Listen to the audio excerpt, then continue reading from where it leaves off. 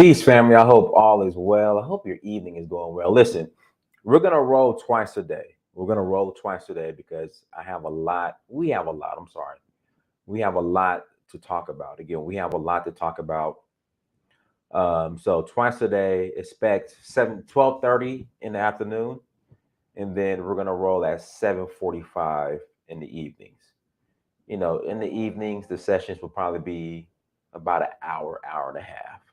But everyone, thank you so much for joining. Make sure you like, share, subscribe. Also, make sure you visit dynastymir.com and please take a look. Again, please take a look at lamir.com. Let me pull up the site real quick. lamir.com. Please take a look at lamir.com. Everyone's always asking, where do you get the gear from? Where do you get the clothes from? Where do you get the shirts from? Well, now it is available. Go to ilamir.com. Again, go to ilamir.com and cop your gear, family. Cop your gear. I got on the EFA is dope shirt. So, go and cop your gear. Greatly appreciate it. Again, hit that like button as you come to the chat room. Again, please hit that like button as you come to the chat room. Also, tours coming up. We got Nigeria. August 8th through the 17th. We have Nigeria. Also, we have Sierra Leone, November 20th through December 3rd. Citizenship is available to those who qualify.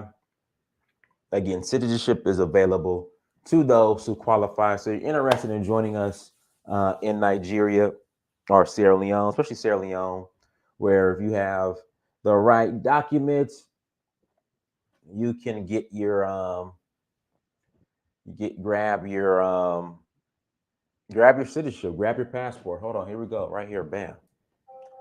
Right here, bam, bam, bam. Hold on, let me blow it up. Bam. You can grab your Sierra Leone passport. First steps first, make sure you get your African ancestry DNA test results. Make sure you get your African ancestry DNA test results. There it is. There we go. Again, hit that like button, share, and subscribe. Visit donfo.africa to learn more about our other tours. Let's jump right into it. We've been having this conversation in regards to Black politicians and how they're pretty much ineffective in the community, the Black community, how they continue to put the carrot in front of the donkey. I think that's the term, carrot in front of the donkey or carrot in front of the horse, carrot in front of the mule or whatever. Carrot in front of the mule, carrot in front of the donkey, whatever you want to call it. The donkey being the Black community, the carrot, we're chasing the carrot. And consistently, they're telling us to continue to vote, continue to vote, continue to vote. You got to vote. So they've been telling us to keep voting, continue to vote and vote and vote and vote, and that it's a marathon. It's not a sprint. I was listening to Stacey Abrams today, and she said something like, it's not a cure, it's medicine. I don't know. They just got all types of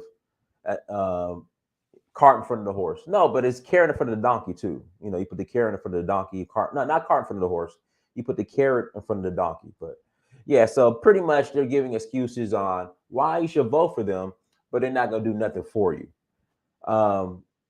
And we keep listening to Brother Hosea Williams. I keep playing his videos, played it today. And he's pretty much said, to keep it straight and straight to the point, that Black politicians have sold out to the white corporate structure. Again, Black politicians have sold out to the white corporate structure, because you go to these cities with predominantly Black politicians and Black people, as far as the numbers, the measurables keep getting worse, worse, and worse. Everything measurable when it comes to ownership, when it comes to wealth, it gets worse and worse in the black communities that are ran by these black politicians. And, like Brother Jose Williams said, that black politicians sold out black people in the name of white corporate interests. But what I've noticed really since slavery, since the slave trade, we just got to call it like it is.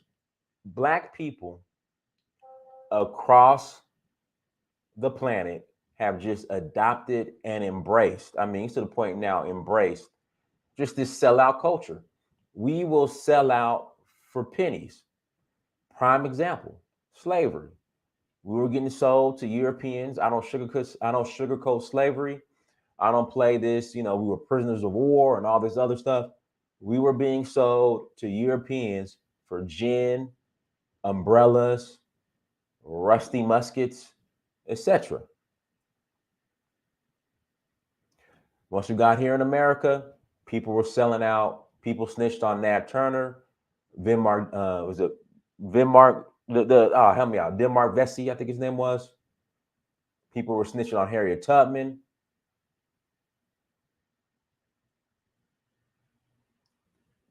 You look at the Black Panther Party. You look at Fred Hampton.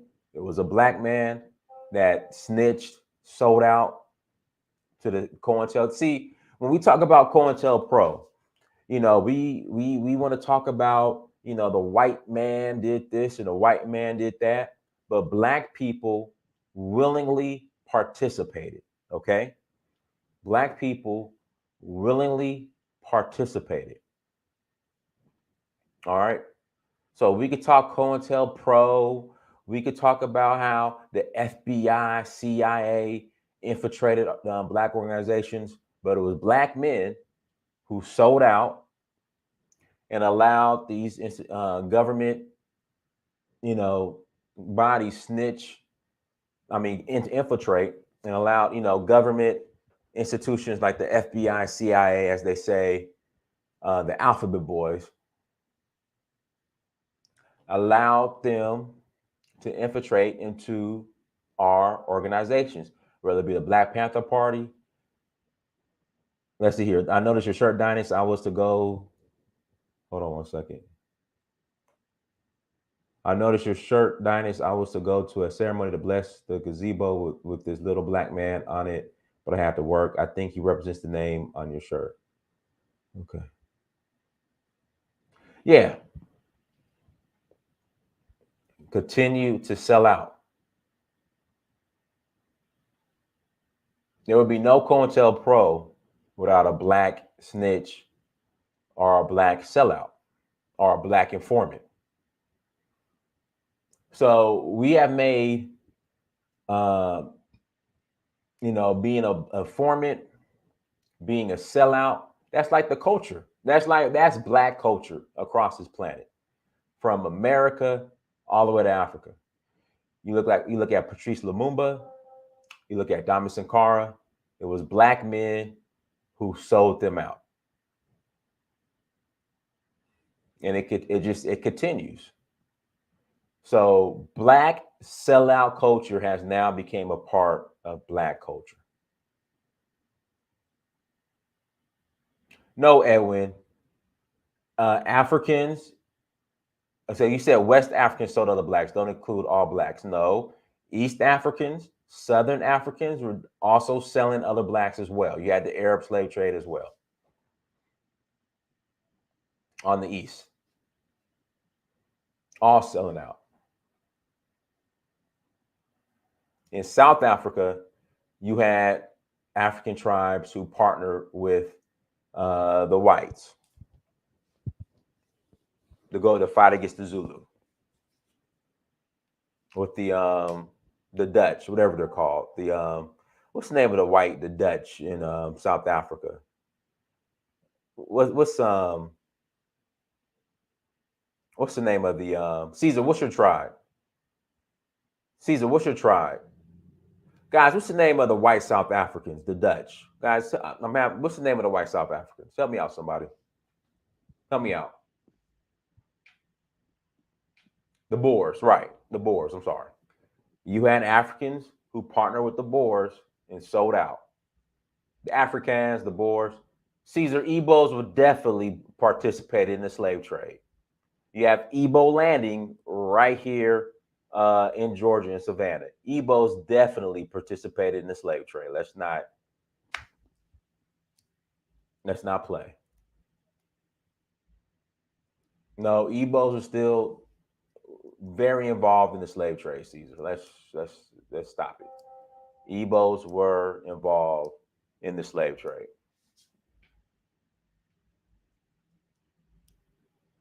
I don't know, Caesar. I don't know. There's sellouts in every kingdom. So okay. But anyways, guys, what I'm gonna do, I'm gonna open up the lines. Do me a favor, hit that like button. We'll open up the lines, and we'll chop it up. We can have a conversation on why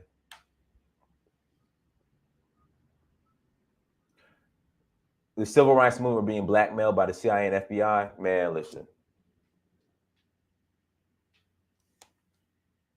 that's an excuse. That's an excuse.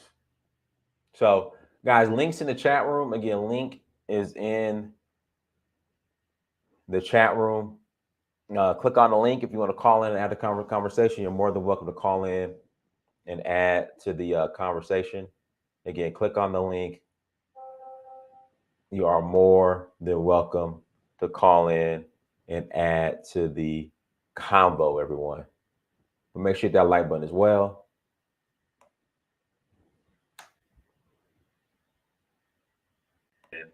And add to the Caesar. You got to turn off the playback, Caesar. Oh yeah, I just turned it off. Thanks. Go ahead. Yeah, so I was gonna say that we do, and I'm glad you're talking about this because we need to talk about sellout culture. I was just thinking the other day, I don't know if there's a big difference between get the bag culture and sellout culture because we promote this idea of getting the bag at all costs. And I think that's the same as sellout culture. I think they're one and the same. Get the bag at all costs. It doesn't matter how you get the bag, just get the bag, and then you sell out your people, right? Because you got the bag.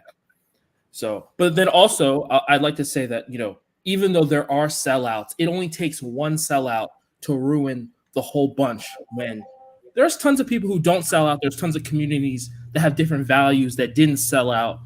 So all we can do is just keep pushing. But, there are sellouts, but most of us aren't sellouts. It just takes one or two to mess up everything. Yeah. Mm-hmm. I agree. Elvis, go ahead, Elvis. Yeah, I just thank you for taking me in. Yeah, I agree. I mean, for my country, we had a lot of sellouts, What country against you from? from Liberia, right? So you Mm-hmm. had our president, which is what we would call African American or American Liberian, who sold out Marcus Garvey. He had a big old plot of land.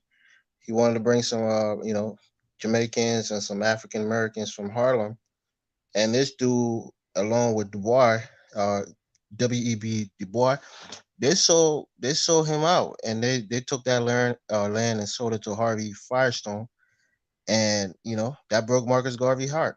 You know, we had Charles Taylor, which was our president previously, who everybody in Liberia kind of know, but most people in Africa don't know.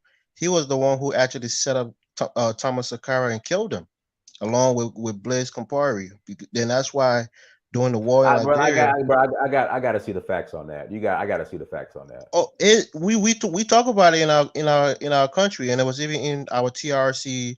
One of the general. I got to see the facts on that. You got to see the facts. Do some research on it. It's not well known, but it was brought up in our TRC when all the secrets was coming out. That's why Blaise Compaoré was one of his best friends. They were always together. Their loyalty to each other was really really tight.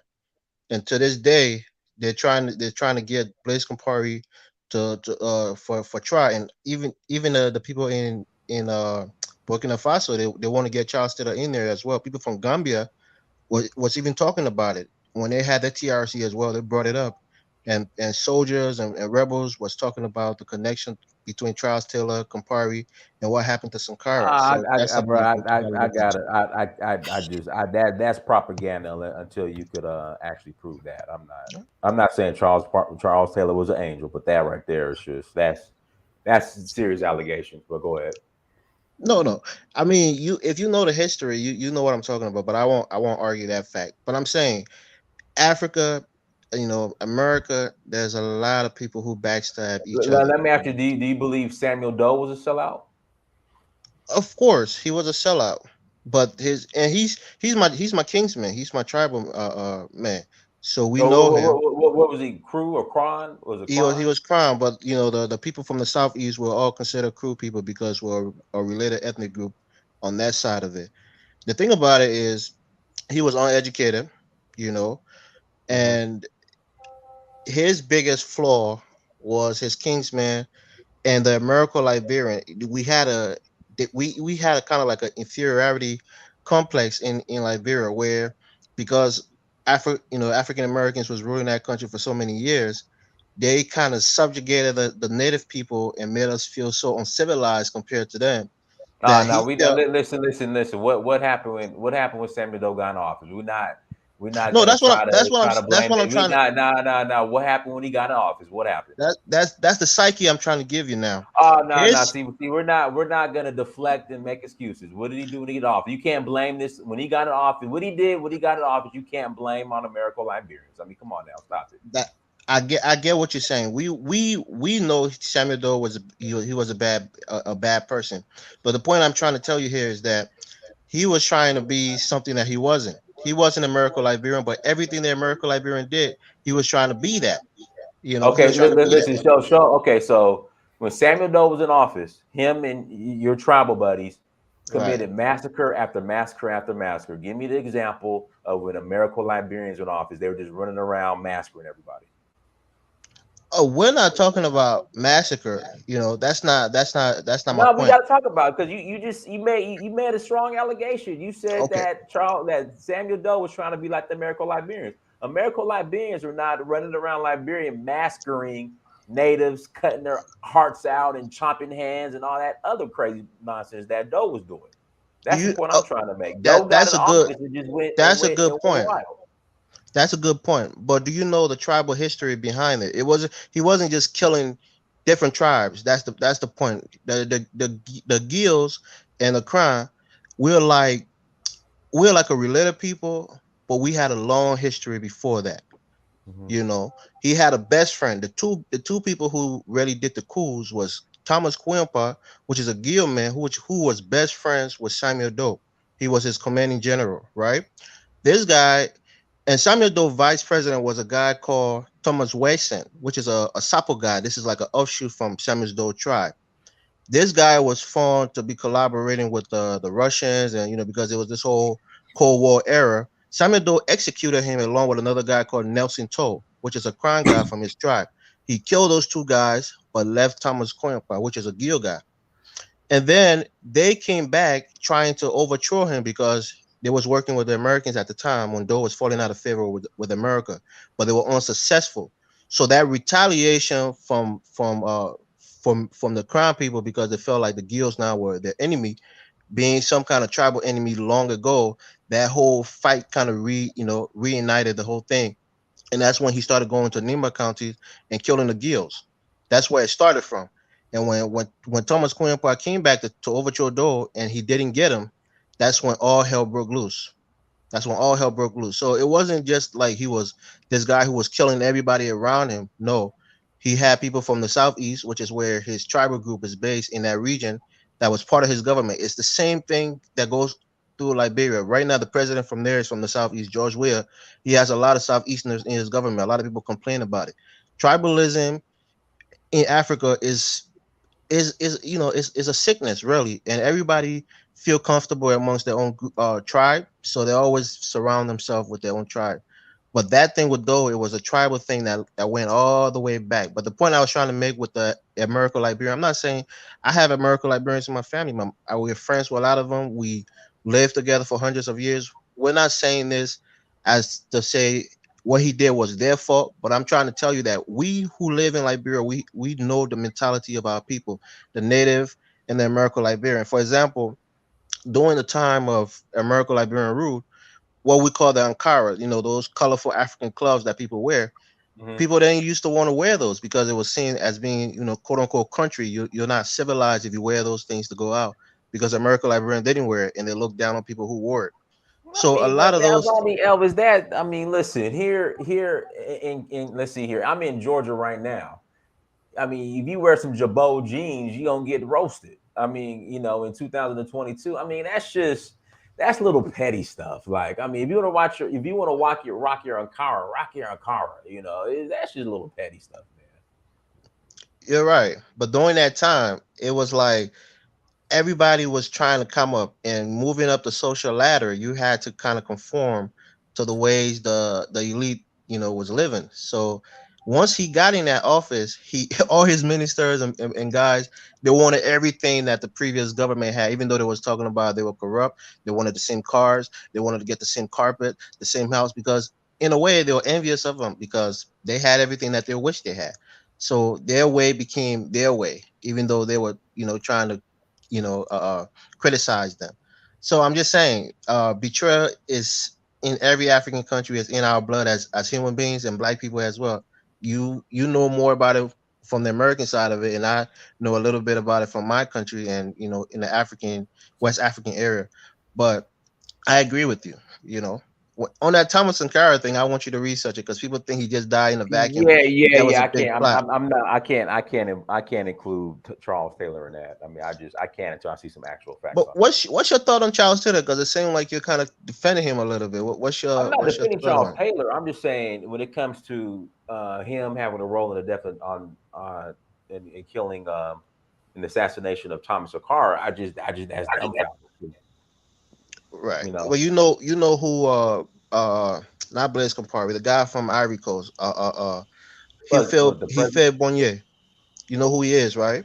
is that the president or who's That was the that? president during that time, and his connection with Right. with France. And Charles Taylor, if you read up on our history, the biggest people who supported him directly was the French. They brought a lot of weapon in from France. He even went to Paris to meet Ellen Johnson Sirleaf, which is our former president.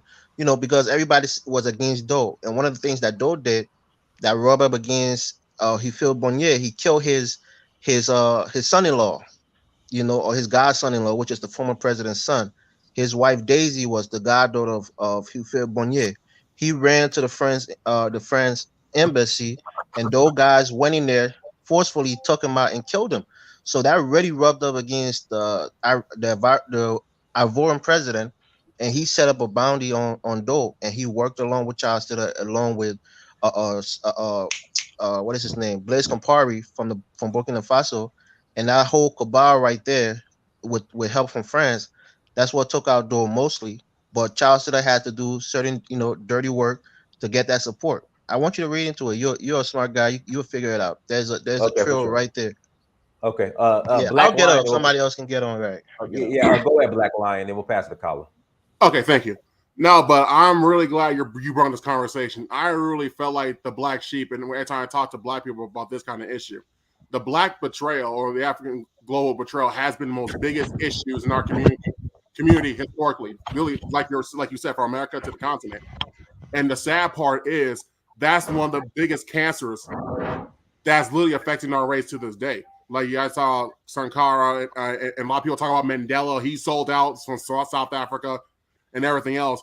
That's one of our biggest issues in our community because the sad reality is the only people who actually fought, who actually gave the consequence to the people who betrayed their people was like, in my opinion, from what I'm saying, mostly was the Haitians, because the first people they killed wasn't white racists, the white supremacists. They literally killed their own people who looked just like them because what we call the house Negro at that era, because they saw how they were treating them. They saw how they were trying to get close to master. They were dress like him, talk like him, and be in control. Oh yeah, that's the first people the Haitians literally had to kill. They poisoned them. They slit their throats. They did everything, but they knew they couldn't get to white supremacists unless they got to them first. So that's if anything, that's one thing Africans historically we can only use as factual knowledge, because a lot of us don't want to admit that we'll betray, like you said, we'll betray just to be white. We'll betray just for little trinkets. And the sad part is that a lot of people don't know, especially during the civil rights era, when African Americans who sold out, especially who were involved in the FBI and the CIA, when they literally sold out and gave the information to them about the black movements, they will literally kill them a couple days or a week later after they did their job. because they saw them as, because the thing is they saw them as a potential threat, because they see if he's willing to betray his own people, they're trying to fight for his liberation. Imagine what he'll do to us. If we're white, we don't even like him. Imagine what he'll do to us if we try to if he finds out what our intentions are, which we're gonna do with him. So this is actually is one of the best. This is one of the good topics I need to be discussed, because like Black progress have been held back because of a Black betrayal. That's just reality. As like besides white racism, is like we never really want to talk about, because that shows a form of a lack of accountability. Like a lot of people right now, like in South Africa, for instance, who are following Julius Malema about the South African issue, a lot of them are literally calling Mandela a sellout, because like no, he wasn't this. Like a lot of people say he wasn't the same Mandela before he went to jail for 25 years. And a lot of people are asking, is like, why we still have this? Why the Europeans are still here? And it's like, what the hell's going on here? And a lot of them were still questioning, is like, why is this happening? And the sad reality is, we could have so many people, like so many movements, and our way of, and our so many movements that literally saved our lives from Garvey to Malcolm X to etc. It could have been where we could have been 1,000 years ahead if there was no sellouts in the community. The slave trade wouldn't even exist, like you said, Diane. The slave trade wouldn't even exist if we just literally cooperated.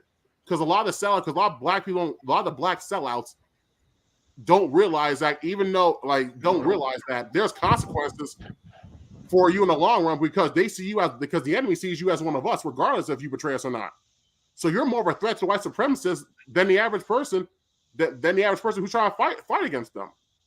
But the Black betrayal is literally a toxic issue that a lot as the main thing the African race does not want to talk about, because we're the only race who don't want to literally hold our race accountable and don't want to get the proper punishments, because a lot of these issues literally could have been prevented if we literally just have some consequences. Like real quick before I get off, like Harriet Tubman, when she was on the plantation, they were trying to escape to Canada. When she saw some scared Negroes who were too scared to leave, or were afraid what master would do, she will literally get a gun and literally threaten to kill them on the spot. So you're not going back to plantation and snitching us out because you're scared. She will literally kill you if you even see an ounce of fear. And the sad part is, we're not willing to get that form of consequence or willing to go that far for our freedom, because that will take a road. Because that'll make the African race in period to go down a road they're too scared to go to. Because because a lot of us, in a way, let's be honest, a lot of us are not as serious about our freedom as we think we are, unless we're willing to go that route, especially when that involves with our own. So yeah, this is going to be a serious issue to overcome, until then the Black race or African race will never truly be free in the long term if this issue is not handled with. Okay, I'm done. Yeah, my bad. Hey, Colin, let's if you could go into detail about the whole Marcus Garvey when he tried to come to Liberia, if you could really break that down, because I know you're a Liberian expert, and then also, Colin, this whole Blaise Compaoré and Charles Taylor alleged connection. Right. And say first I'll post a piece up the Elvis. I met him last summer at the Hogarth residence in Virginia Beach. We had a good day. Colin, your device sounds kind of muffled. Can you hear me now? Can you hear me? That's a little bit better. Are you Okay. on your phone, or are you on your iPad? I'm on my phone. I could go upstairs and get on my iPad, but come on your iPad, because you usually sound clear on your iPad. All right. Let me go. I'll come back in a minute. All right, bye. Okay, cool. No, I appreciate it. All right, Mr. Sandman, go ahead. Mr. Sandman, unmute yourself. Guys, hit the like button. Hello? Do me a favor, hit the like button. Yeah, go ahead, Mr. Sandman. We hear you. Go ahead, loud and clear. Yes, I think the selling out is common amongst people in general, and monarchs are the most susceptible, because when one man or woman has total authority, like a king or queen, enemies of the state can coerce him or her to double cross or sabotage their subjects. That's why checks and balances like a parliament is so key. with a council, a consensus must be met that they all agree upon from several different representatives. That way, one person can't be coerced to double cross all of the people or all the subjects of the kingdom. And some of the research that I did at the beginning of the transatlantic slave trade, the earliest documentation by European explorers when they first came in contact with our West African ancestors was that they were astonished by the discipline and the strength of our empires in the West Africa. But one thing that they noticed was a weakness of ours was that we only had kings of our tribes. So when they originally got there, they just traded, goods. But they noticed that uh, when a king died or a queen died, and the tribe or the kingdom was passed down to their offspring or the young children, they noticed that they can take advantage of them and manipulate them. So that's how it began, the transatlantic slave trade. So it began with just trading. Then they noticed that they could take advantage of the young kings that came into power after after their wise fathers died. And then they started to manipulate the process even more. And they started to assassinate our leaders. And then that sabotaged the whole monarchy even more. So, and I think, this is common amongst all humans. And I think the key to stopping the sellout culture with our leadership is having checks and balances, a parliament where, not one person has full authority. Cool, perfect. Let me bring Yade in. Yade, go ahead. Yeah, interesting topic. Gentlemen, greetings. Carla sent me the link on Facebook because he commented on something I posted earlier today. What's up, Carla? Um, yeah, it's interesting. As a Nigerian, it's more or less, we're fighting three different battles and it's daunting. I'm sure Dynas, Carla, and every quote and unquote ADOS FBA that has been to the continent, has been to Caribbean countries, you would know that it's a global warfare that has been ongoing for centuries. We fight three different battles. We're fighting on the continent, we're fighting in the diaspora, and then we have white supremacy as an umbrella that we're fighting against, and that is systematic and structural. The problem we're now faced with in the 21st century is we have not created a global institution that will roll programs to counter all these aspects. We're doing it as individuals and in different, like everybody's doing their own thing basically. And it's never worked for us. It hasn't worked in the last 100 years. It's not going to start working in the next 100 years. And I think that's where we are right now is how do we create a global institution that all the different demographic groups of Black people globally are all in this institution with a foundation of global group economics where everybody has veto power, diplomatic immunity, and then we can roll programs specifically based on the interest that doesn't conflict with obviously the African continent's interest based on that's where the most of our people are. Like, in fact, for instance, we can't say African Americans will try to impose LGBTQ on the African continent, that type of a situation, right? And that's where we are. It's all really about the fact that those with money are not the Pan Africanists, to be honest. Is more or less the people who are financially well off that could put out 20 million, 100 million, US dollars, for instance, are not the Pan-Africanists that would come and say, hey, let us build this type of an institution. That's the first thing. Most times when you look at any Pan-Africanist, very wise words, but it's mostly talking. There's no real money behind it to do this. Even if you look at Dr. Claude Anderson, for instance, or the lawyer Lumumba, for instance, you can see that yes, but where's the real economics behind everything? That would actually say, hey, we need to actually get all these organizations, community grassroots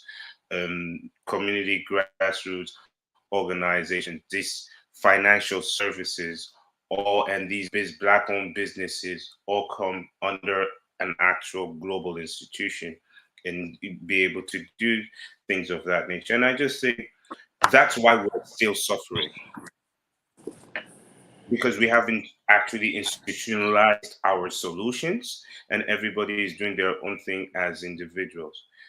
And it was interesting, I shared a post on Facebook and Carla was there to catch it. And it practically shows like Nigeria and the currency and how the currency has deteriorated in the last 16 years. And in the last 16 years, and Nigeria is a country where I'm from Nigeria, so Nigeria is a country where there's so much talent, there's so much natural resources, like literally people will walk in certain places and just stumble on precious stones, right?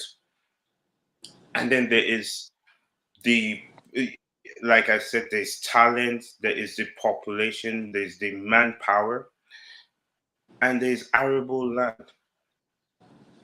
But you see, once you don't have a leadership that is Pan-African to start with, that is based on merit, what happens is the economy, and especially when it's also volatile to the global economy, what happens is the economy will start to crash. And quite rightly, it's what's been happening with Nigeria so far. So there's a massive movement in Nigeria for 2023 election to actually get the right people into office, and people are looking for an alternative to the former ruling party PDP and the current ruling party APC, and about His Excellency Peter Obi coming into power. So there's so much to unbox. It's like an onion.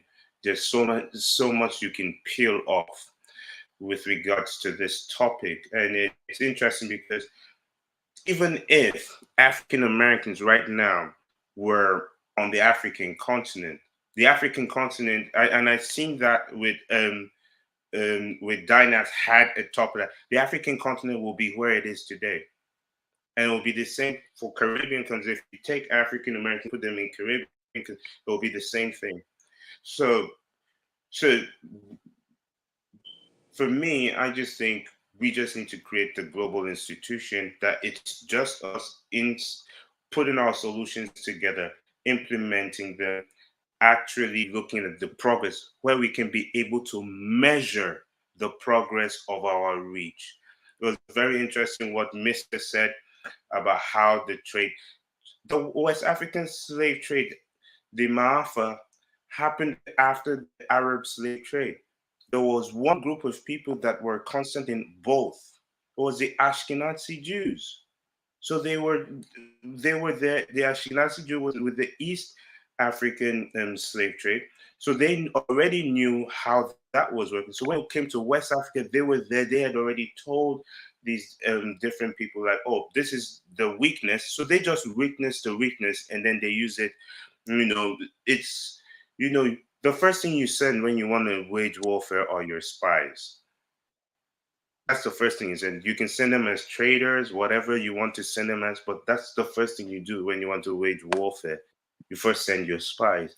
And so that's practically what they did. They already knew they were going to wage war on us. They already knew they were going to enslave us, but they just didn't know how they'll go about it.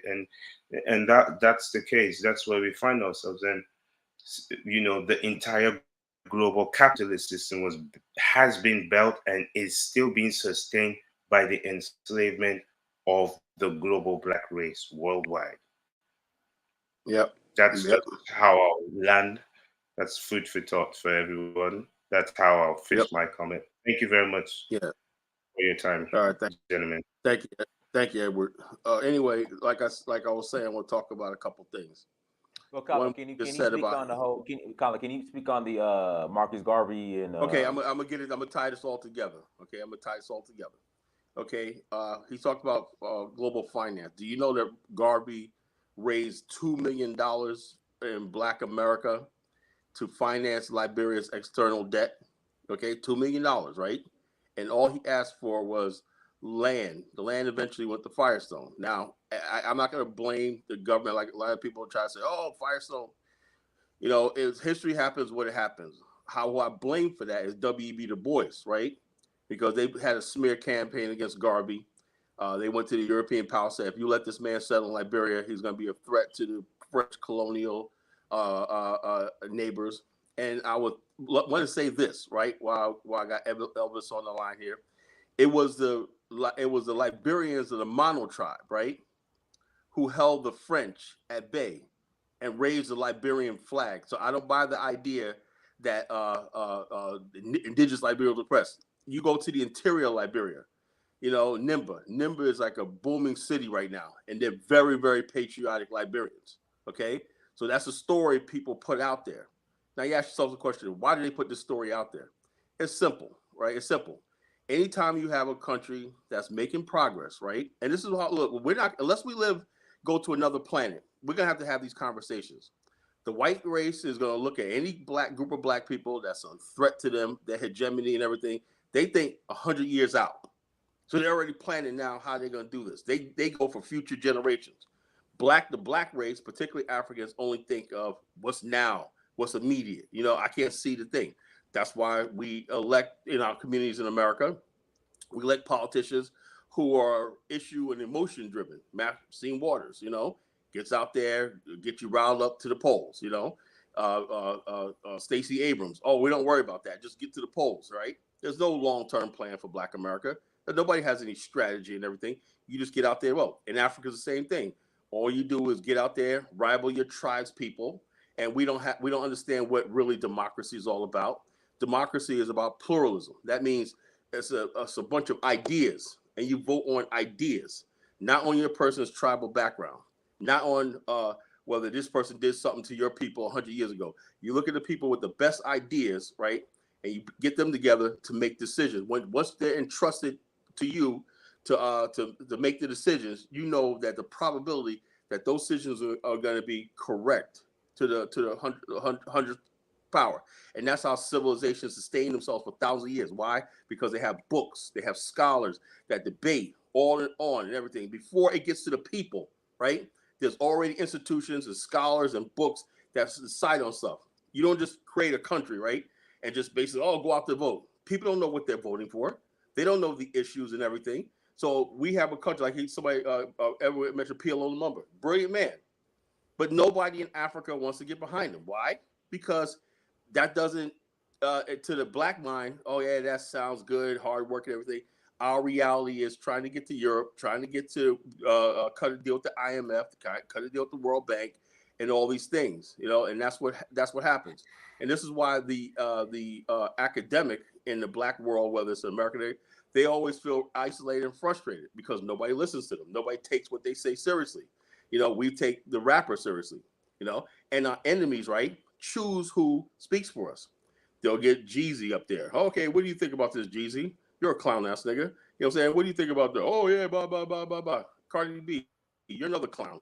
You get up on stage and tell what's going on. Yeah, blah, blah, blah, blah, blah. This is what they reduced the black race to. Now, about Liberia, right?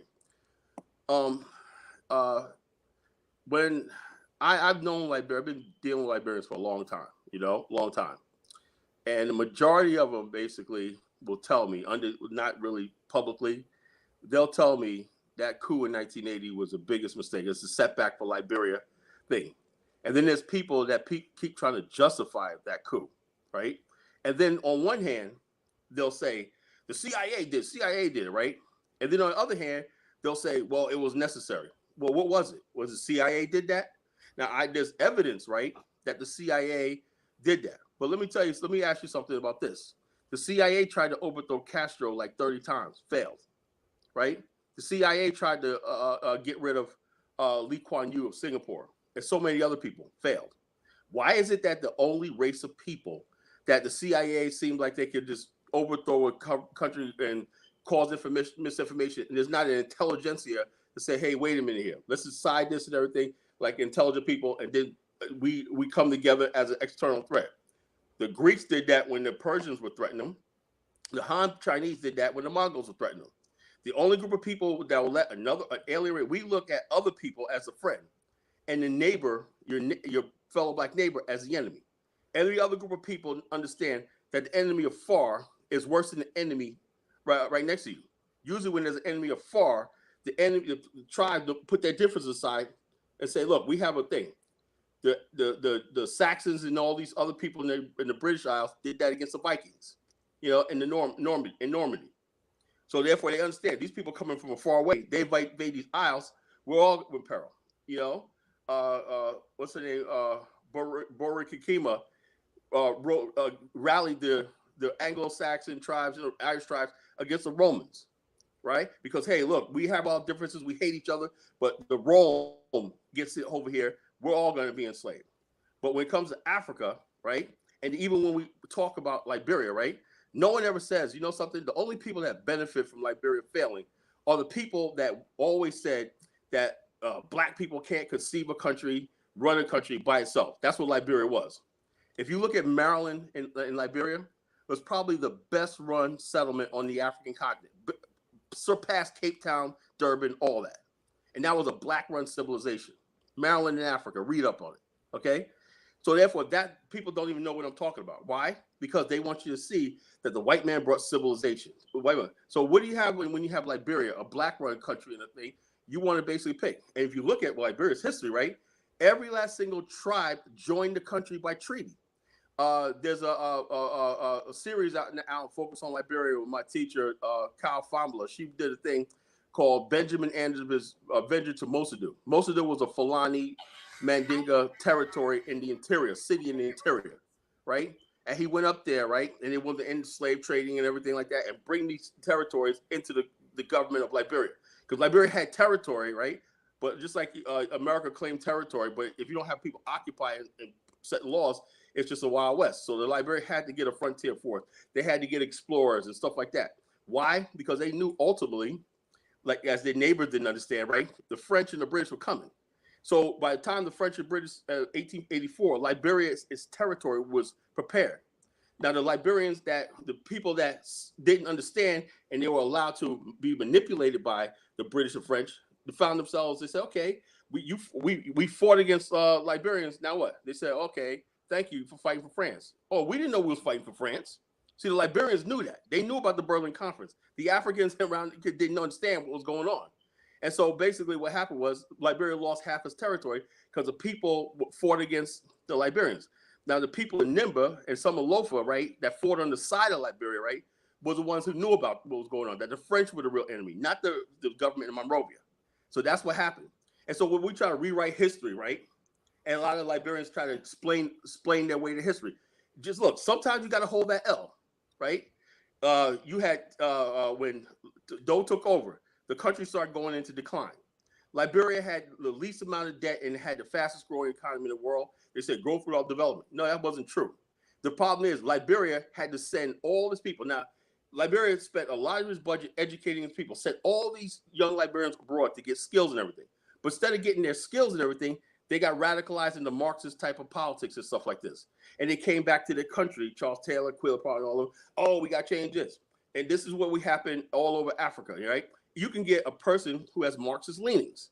And basically, if he's successful in everything, all the way, just like reading George Orwell's Animal Farm, there's always going to be somebody that says it. And that's what the Europeans do, right? Oh, he's not Marxist enough. Oh, he's not this, that, enough. And you keep discrediting people that you supported. Why? Why is this? Why? Because there's no power in blackness. There's no power in blackness. There's power in whiteness. Europeans, basically, no matter what they did, they had agreements between them. You never saw Africans weapons that can threaten us. They'll say you bayonets and muskets and everything, but nothing that really could threaten them. Okay, keep the Africans fighting against each other. We'll fight against each other and everything, but never basically go with an African tribe to go to war with it. You never see European slaves fight with each other directly. They fought each other on the coast, right? But when it came to Africans never saw that. So they were on code based on what? Christianity and their race, and their race. And like I said, he said the Ashkenazi Jews and everything. The Jews played a major role in the transatlantic slave trade. I didn't study much about the East Africa, but I do know that yes, the Rothschild. Hey, Colin, we rising up tomorrow night, so I gotta pass it. One more minute, and let me pass it to Lumumba. Go ahead. Okay, yeah. So the Rothschild banks and everything, people don't really understand, right? We live under a system, right? Until Edward was talking about the Nigerian naira being less than like most African countries. That's sad. Nigerians could turn that around if they wanted to. But the whole thing is we live in a system where there is no black African infrastructure. If we don't have institutions, if we don't have things on the ground and everything working together, we're never going to get any place. And we have to get out of this idea that somehow that getting next to the white man, getting in his institutions and everything, and fighting with each other back and forth about our problems. Everybody wants to air each other's dirty laundry out, right? You got black people in America want to air Jamaicans' dirty laundry out. You got Jamaicans want to talk shit about African Americans, and I'm just tired of all of it. The whole thing is our entire race is oppressed because we are black. And also, last thing I want to end with, right, in the segment is there's this thing that we don't. Before you could be a Pan-Africanist, right? You have to see the world as an Africanism. Africanism means that when you it's hard to do because Nigeria clearly in its independence rejected Africanism. They said, "No, I'm an Igbo. I've been Igbo for 1,000 years. I'm a Igbo." That's fine. You can love your culture, but when it comes down to politics, decision making, and geopolitics, and if you see the world as an Igbo, you're going to have your situation like we had in Biafra. You didn't see the whole country of Nigeria as a nation. We could build a nation state, a black African nation state. If you don't believe in black Africanism, right, you're going to try to break away with your little Igbo Biafra dream and everything. And it was tried again in the Delta region in the mid-90s with Ken Saro-Wiwa and Ogoni. He wanted to become an Ogoni state and everything. Forget about Nigeria. And despite all the problems in Nigeria, right, I do think Nigeria needs to be held together as one country. Colin, let me pass it to brother Lumumba. Lumumba speaks. Go ahead. Hey, I appreciate it. Thanks for having me back on your program. So a couple of things, I appreciate the conversation that's being had. We're talking about black sellout culture and it being global. And there's a couple of things I wanted to touching on, of course, the sellout culture, the comments the brother made about Pan-Africanism, and then, of course, the issue with the lack of there being an intellectual basis in a lot of the movements that we find taking place today. So first and foremost, I think if you study world history, you will find that there are three distinct groups whenever there is a group of people being oppressed. That is one, perpetrators. But perpetrators are who? We know they're going to be the white man and his wife and other non-black people of color who seek to do harm to black people in a multitude of ways. Second, we have collaborators. We've kind of had a conversation about that today on the program regarding there have been individuals who have collaborated with those who are oppressing us for a multitude of reasons, whether it be political or financial expediency, being able to be the face of a movement, so on and so forth. But then last but not least, you have the victims, and those are the masses of black people who suffer from the multitude of anti-black entities that of course affect us globally. The second issue is when the brother talked about Pan-Africanism, and oftentimes what you have is literally just talking heads. There isn't any real finance behind what they're saying. I think that is an issue that I think is very true. I've mentioned before that my master's thesis was entitled "Is Pan-Africanism Dead?" And I talked about that, of course, in my treatise. But the thing is, if you go back to the 19th century and look at many of the Pan-Africanist leaders, they were members of the African-American or black upper class, right? These were individuals who were men of industry, individuals who were, of course, attorneys, doctors, lawyers, so on and so forth. So I could think of one, Martin Delany, who, of course, is considered the father of black nationalism. Bishop Henry McNeil Turner, Mary Church Terrell, Madam C.J. Walker. These were all individuals who were able to have a large a high level income, and then of course as a result they were able to move that in a manner in which they were able to galvanize, of course, financial support for the multitude of initiatives that they had. And I think last but not least, when we talked about intellectuals and how we have been socialized to listen to celebrities and Cardi B, and you mentioned Jeezy, Buttercollar, and all of these I would argue socially or culturally retarded individuals. Malcolm talked about that, right? That celebrities aren't leaders. He talks about you don't find celebrities in other communities being put up and pedestalized as leaders. And it makes me think of the seminal book written by Harold Cruz entitled The Crisis of the Negro Intellectual. And he talks about how he believes that the intellectuals need to be the central force of radical change in the Black community and, of course, the nation and the world, right? But unfortunately, we find ourselves wanting to hear what Chris Brown has to say, right? Individuals like that. So I think we're in a hell of a quagmire. I don't think there's a panacea to solve our issues, but I do think there are some fundamental things that we can do to actually solve some of the issues that we take place. And I always argue when I'm speaking at home or abroad that I think 80% of the issues that we face can be solved, particularly in terms of how we educate and socialize our youth. You're 100% right. And it was also, I would like to add Edward Wilmot Blyden, to that list of 19th century. You're right. 19th century, right? You understand something. This is a whole thing. If you read my novel, Journey to the Promised Land, right? Hopefully soon it'll be in a motion picture. You read my book, right?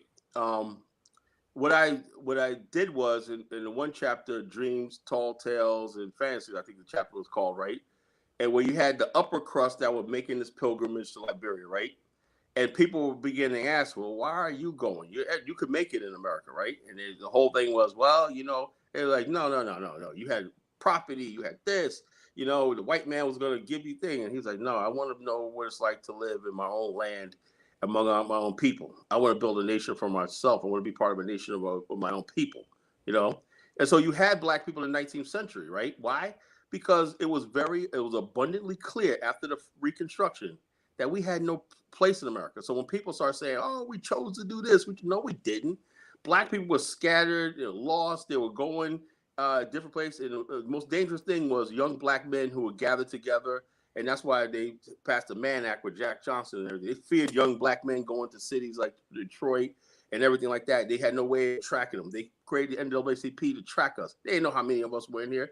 They didn't know what our thoughts was. They didn't know what our opinion was, and stuff like this, and Kid Grebo, I don't know why he's like 60 years old. He calls him Chris Grebo. Why just about how they treat the natives? A lot of Liberians, right? It's just disheartening. Can you allow me to speak on that, Kyla? I just want to jump in real quick if you give me a couple minutes, please. Yeah, and that's exactly what I was trying to talk about. The native, Liberia was a missed opportunity, not just because the white man didn't want it to happen, but because of a failed opportunity for the American Liberians to integrate with the natives. Let me ask Elvis. Let me give you a point right here. One, in my research, right, there was no such people called American Liberians. Okay, nobody called themselves American Liberians. It was Liberians, right, who lived on the coast, right, and the original Liberian settlement, as Sister Fambula will tell you. I hope she can get on Diane's show. She's the authority on Liberia. She's even above Professor Burroughs. She'll tell you that the early Liberian settlements, right, were made up of people from first free Blacks from America, right, former enslaved Blacks, right, recaptured Blacks, right, and also Africans from the Day tribe, who was at the bottom of the Day tribes, and the Grebos and the Bassas, who said, you know something, I like what you guys are doing. They built streets. They said, we like this, and the people, the settlement said, hey, Liberians are boarding. These guys are coming over here. They're learning English. They're trading with us and like that. So this idea. Now, the people that stayed in the hinterland, right, because there wasn't really much settlement in the hinterland, didn't see all this, right? So when we interpret history, right, most of the people in Liberia are mixed background, My wife is part.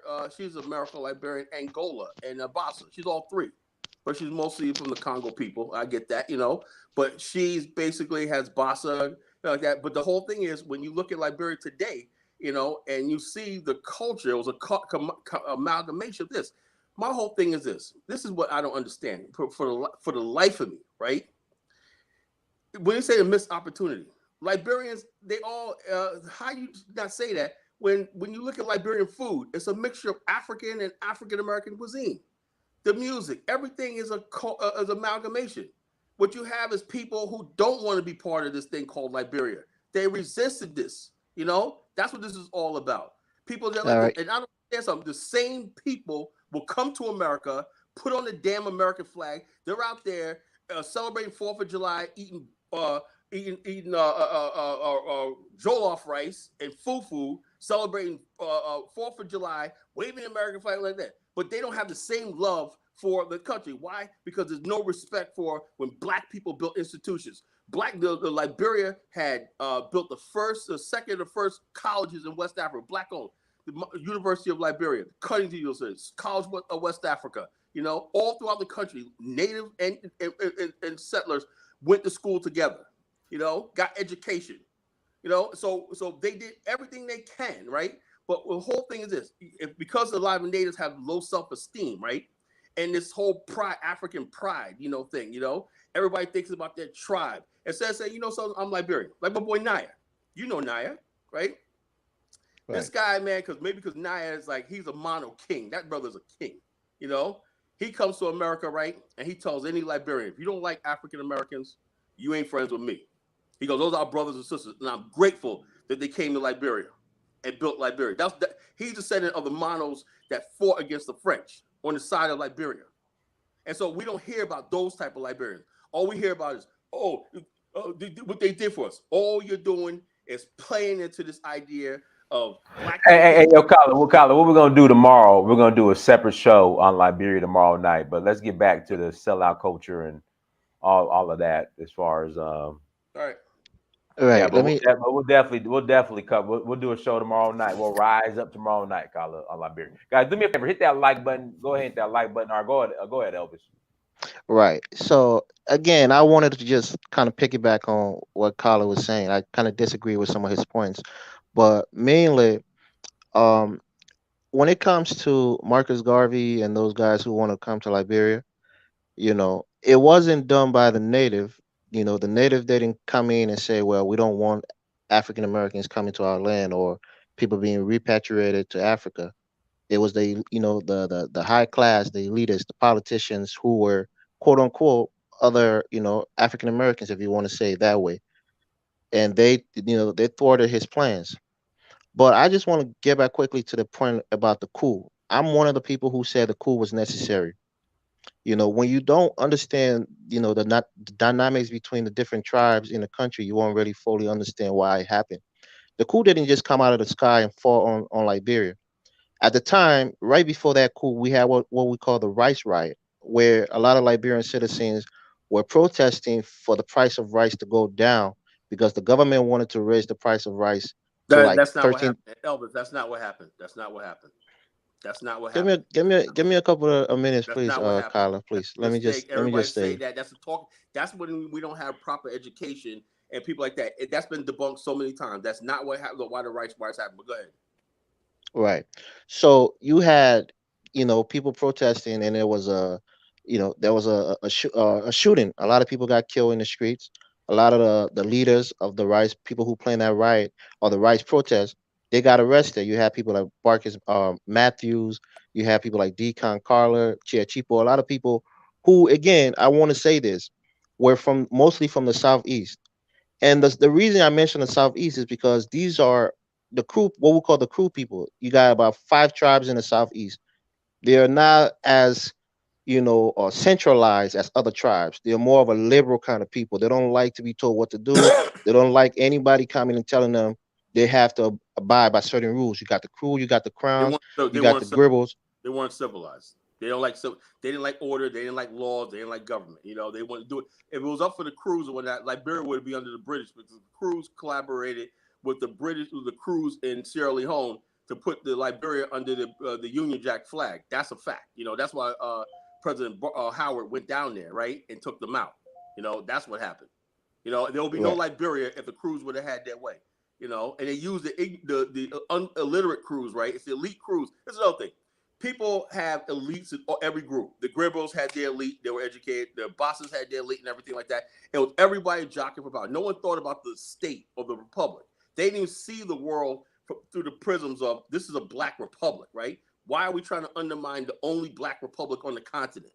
And this is a problem we have today where people start apologizing. And you wonder why people sit in America their whole life and they can't go to Liberia is crying for its children to come home from America and build something. But it's easy to sit in America and talk about what we did with that. And 42 years have passed, and none of these people, I try to get them to go home to Liberia and say, look, let's work on something with stuff like that. I got the people on the ground right now, but nobody wants to leave America, but Carla, making history, Carla, can I ask you a question? Yeah. Did African Americans make mistakes in Liberia? Oh, yo, look, let me tell you something. The question, did Paul Kagame make mistakes? Yes. No. I'm asking with the relation. Wait, listen. No. Wait. Before you go on, Carla, I'm talking about the managing the relationship. We've been through this for years. I'm talking about managing the relationship African Americans with the natives. Okay, well, let me answer that. Let me answer that question, right? Specifically. Let me answer that question. I know we're going to talk about this tomorrow in depth, right? But from the get-go, right? Liberia has been trying to integrate the Vi tribe, right? The Fambalas and the Massaquoi are two of the most educated and most powerful families, dynasties in Liberia. They were in the government. The vice president under Howard was a Gribbo man. Was a Gribbo. So this idea that people keep trying to make America like this separate group like this. That wasn't the case. Majority of men married indigenous women. Settler women from America married indigenous men. King Massaquoi's wife was from the Johnsons. The Johnson family, the prestigious Johnson family. They married into the Vi tribe. I have friends of mine that are descended from them. These people still got they look like Vi and red-bone black people from America all mixed in one together. The Massaquois and the Fambalas, and so that he had that story all over Liberia. Nobody cared. Tubman started unification in 1945. Now Tubman could have said, something. Before that, right? They said President Howard and Barclay said we got to bring our people from America, right? So in other words, it's the president. He said until our people can come from America. So the whole thing was the manifestation of people of America. Then after World War II, right? America was trying to rebuild. Black people talked about integration in America. They said, something? We have to start bringing people from the interior to become Liberians. So they basically gave up on the idea of trying to bring black people to America because America wasn't going to finance it. Garvey was gone, right? And so it basically said, look, let's integrate the indigenous people into the fold of Liberia. We have to teach them what a republic is. Before you integrate somebody into a society, right? You have to educate them in other, just like in America, right? To have a society. That's why we have free public education, because how basic government works and everything. You know why you have police. You know why you have fire department.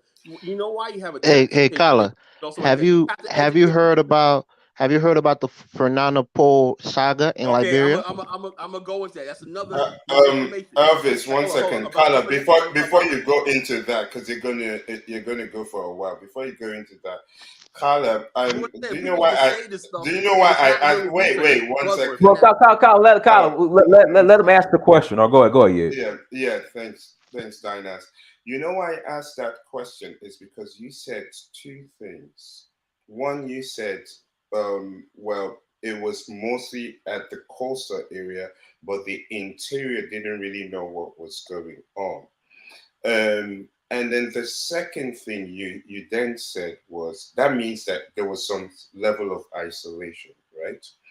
The second thing, yes. So the second thing you also said was how they were westward looking to get African Americans to finance and come to build these black republics. But no different than the No, this is the British who tried to get people to No, go to no, Canada. no, no, no, no, no. Wait, let me land, right? So that was what it was looking like. But then after Marcus Garvey was gone, then they started thinking about going to the interior to let them, to let the natives know what a black republic is. You see, You know in why? these You want to one second. You want to know why? 1 second. Let me land. You see, these two things that you mentioned, right, are recipes of disaster already, because Edward, you have two. Edward, What? Wait, let me land, right, because you have two things. One, you have isolationism, westward looking, and the indigenous natives on the other hand don't really know what you're doing. And then when that doesn't work, you go to plan B, which was now trying to now integrate the indigenous natives into this system. And they have been there for ages and have been, yes, there was boom, but what was all the right, boom about? Edward. Do you This is how. understand? This is how. Do you understand Oh, how this is that how I'm going to system? destroy that argument. I'm going to Yeah. destroy that argument, right? Do you understand? See, this is what I'm frustrated, right? On one hand, people start talking about 1884, the colonists and everything like that. Liberians were saved from that 1884. When the Liberians in Ivory Coast realized what happened, do you know a lot of Liberians right now come from the Ivory Coast and Guinea? You know, you got people in Liberia on the streets of Liberia who aren't Liberians. They come from all over West Africa. They said this is the freest country in Africa. You know, the land of liberty, where you can be free. You just don't have to be black. You know, so basically, Carla, you start talking. Carla, do you understand where my own perspective? 1 second. Do you understand my own perspective Do you know how many is? Nigerians? Carla, can you wait Ghanaians one live in minute? 1 minute, because I Hey, think you're Dinus, misunderstanding. you gotta protect us from Kyler for a couple of minutes. I really want to get to a point, Yeah, and I'm one not getting a second. chance. 1 second, Yeah, Carla. Let him finish asking the question, Colin. Yeah, Or go ahead. yeah, Carla, do you understand where I am getting at? I'm getting at all this isolationism is really what our real problem is. That's my own submission is we need to stop this isolational efforts and individualistic efforts and isolated type of movement and actually create an actually all encompassing global institution that has every single interest in play, because why, we can learn from the mistakes that was made in Liberia. We can learn from the mistakes in Nigeria. We can learn from the mistakes in Congo. We can learn from the mistakes in Rwanda. Do you see where I'm from? So Yeah, there is no one group had the master plan. There is no one group hold on. This brought is what civil. Edward. Can I just land this right before you go, right? There is no one group that was civilized while the others weren't. There is none of that. It's kind of like, So you just crediting. Hold on. You're going to scout Edward Wilmot Blyden, one of the best minds in the thing. This is what I'm talking about. People have no. Carla, do you understand? Do you understand where we are and why things got to where it is today? Because there was a coup and certain people. I am not talking about only. I'm not talking about only Liberia. Hold on. I'm not talking about that, right? Even in America. Hold on. You made a point. I strongly disagree with that. That's the problem with black people all over the freaking world, right? All we do was run our mouth and whatnot. We don't basically respect. Now, when you living under the white man's rule, you just say, yes, a boss. Like, when it comes to other black people, right? Just because a guy looks like you, you want to question his intelligence. You want to question his competence. You want to question his integrity. You know, you don't want to question his authority. Colin, you're making a great point right now. You just made a great point. And Colin, what I'm saying, years ago, me and Hullum did a show. Black people would accept a democracy with a white face, but for some reason, with a black face, it's oppressive rule. Everything's being questioned, but we gotta rise up. But with a white face, no problem. Tomorrow night, tell you what, we'll talk about that. Rwanda, same thing Paul Kagame's going through. Now, forget about the fact that the Kabila, Joseph Kabila, became a billionaire selling the Congo out, and Congo is a wild place of people taking minerals out in trucks and planes, everything.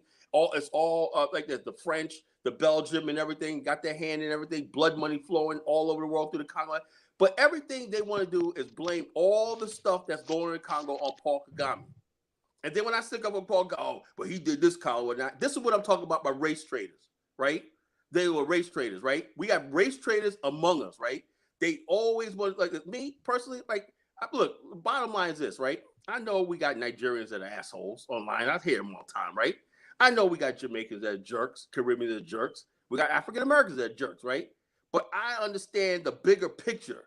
And a lot of Africans, all we want to do, black people want to be bottom feeders. Oh, I didn't get my little respect and everything. Do something great and distinguish yourself where people have to recognize you.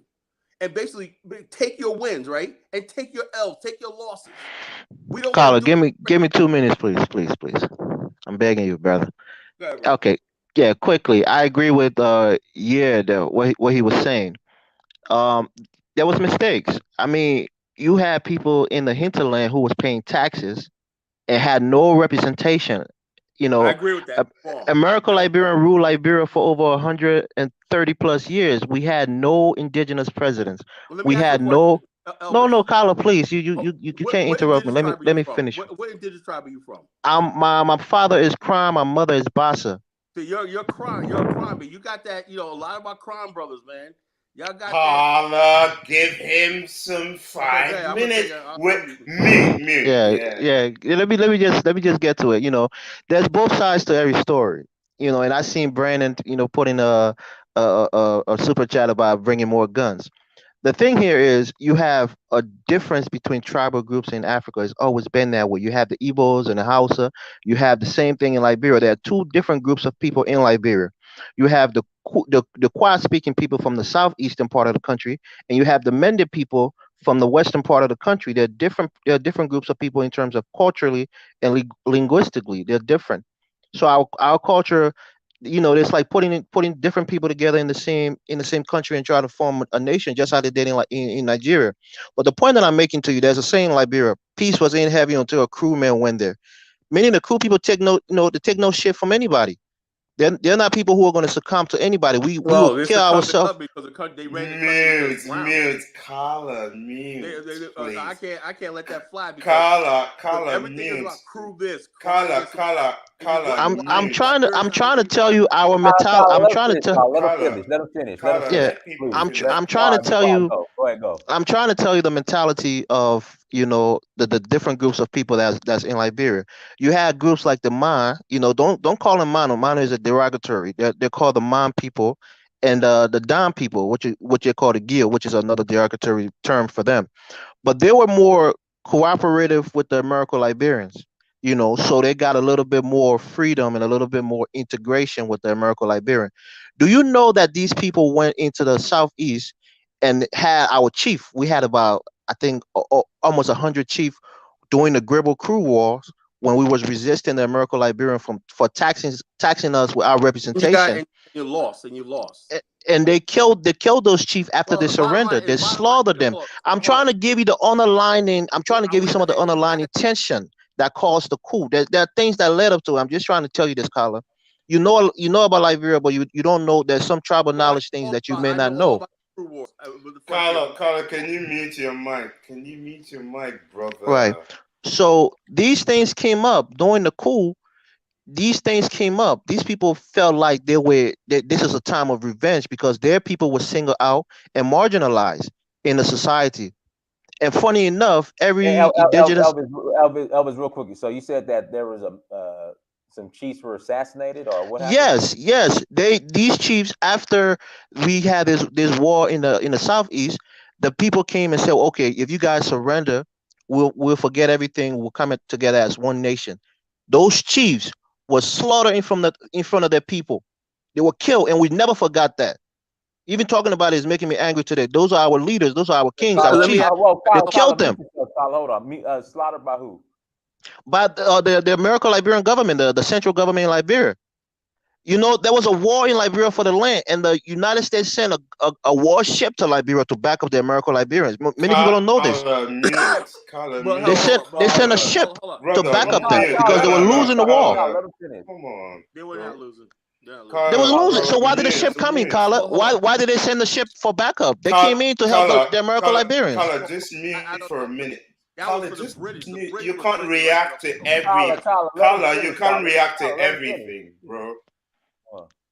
You know, so the Gribble and the Crews are known as fearsome warriors. The people on the southeast, they're warriors, and they don't take shit from anybody. And usually, when we had every indigenous Liberian president has been some part Crew, have been some part from the East Coast. We had two in the history of Liberia, almost 200 years since that nation was founded. We only had two pure indigenous presidents.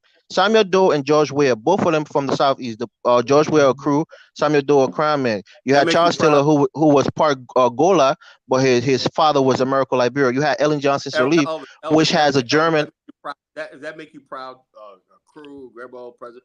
You know the Crew and the Grebo. Can you were the founders of the Republic, right? Carla, let the man finish, Carla. Just mute, Carla, and then you have. All right, go ahead, Elvis. Go ahead, Elvis. Right. I'm just simply trying to say, Diners, if you have 90, let's say 85% of the population never hold power for over almost 200 years, you know, and other people, you know, when the coup happened, the entire country was jubilating. I mean, people didn't jubilate because the president got killed. They felt like this was freedom for them. They felt like they could now become, you know, ministers and people in government. So Elvis, I got one question. Was Liberia better off before the coup or after the coup? Liberia was better off before the coup for some people. Okay. Liberia, the country, everybody, was it better off before the coup or after the coup? I would say it wasn't. It's better off now. I'll say that, and you. Yes, I will say that now, and people will look at it because freedom is everything. Freedom is everything. That's what I'm trying to tell you. You're looking at the economics. You're looking at the condition. When's the last time you've been in Liberia? 2010, I was in Liberia. Okay, 2010. You know, it's probably worse now than it was in 2010. I'm planning to go back there in a couple of maybe by the end of the year. Hold on. What you need to do, right? If you feel so like that, right? When you go to Liberia, don't go to Monrovia, right? Don't go to Congo Town. Don't go to the clubs and whatnot. You go back to. But that's my hometown. Congo Town is my hometown. How you going to rep Congo Town and everything like that? You want to? This is what I'm talking about. Liberians are full of shit, you know. You want to be in Congo Town, repping the club life and everything, going down on Randall Street, shopping and whatnot. But yet you right, just like the Negroes in America, right? They want to rep their hood and whatnot, but they're out in the suburbs, in the shopping mall. Well, that's where I was born. That's my home. That's where I was born, man. If you really want to be Liberian and whatnot, you know, you go to Sasstown in the Crew territory. They're not down there. You know, nobody's down there. People down there need help. I got people down there that got schools that are struggling, right? And they say they need donations. None of y'all donating, right? I got so many people. My boy Bessie, you know, got schools that beautiful Liberian children. Liberian diaspora is helping? No. You know, you got indigenous children. I look at these children like they're my own, like beautiful children. When all I see is Black African children, and this and the other thing. You guys want to put that crime, griot, and nonsense in their freaking head. You know, you need to get out of that freaking tribal stuff, grow up and start acting like men. You know what I'm saying? That's what I want to see with a Liberian. I want to see the Liberians start acting like men, start acting like children. You know, because children are coming up got no future. Khaled, there's pain, brother. There's pain there. It's just like the relationship with African Americans and white people in America. When there's ill treatment and mistreatment, people harbor that. They harbor that in their hearts, and that's what caused that. And Elvis, I've been doing shows all this week and last week on Black people being unaccountable and using slavery as an excuse. So you guys are using.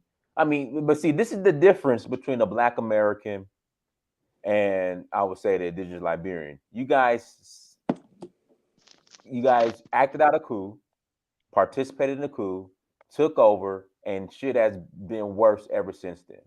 So you guys actually took control of the country, and we saw how that ended up. Black Americans, we can't do that. We're the minority. And still we produce the first Black billionaire in the world. You know, despite everything, we produce all the friggin' inventions and everything, despite under duress. What do you mean? You mean in African Americans? Like, yo, I love American Liberian people. we're friends for a lot of them. People are married into our families. But the point here is not about the ones who are living today who we look Yo, at you got as our the brothers and bottom our line is family. you can't if you keep going on this that and the other. This is what happens, right? Let me say this, right? Let me say this with all respect, Elvis. You and I met last year, you know. Let me tell you, it was all due respect, right? When people basically, like I said, we come from a Christian background and everything like that, you know. And the Bible tells us, and the Quran tells us to forgive, move on, Right. make allowances for your stuff like that. Whatever religion, Buddhist, everything, it teaches you basic things about humanity if you want to get along. But if you keep bringing up stuff and everything like that, right? Stuff like this, even after you slaughtered and raped and pillaged the so-called American Liberians, what you call them women, and killed them, took their No, don't property. say that. Hold on, Do took their not look. say that, Hold Kyla. on. I Don't got, no. I got. Don't say that. Hold on. Don't say that. The war in Liberia It was was the truth. mostly felt by the indigenous people, not the Check American this out. Liberians. Don't say that. Absolutely, Check this out. don't say that. It wasn't true. Check this out. Not only that, I have Liberians, right? Older Liberians, right? And the sister Dixon will tell you that right there too. You know, Willa will tell you.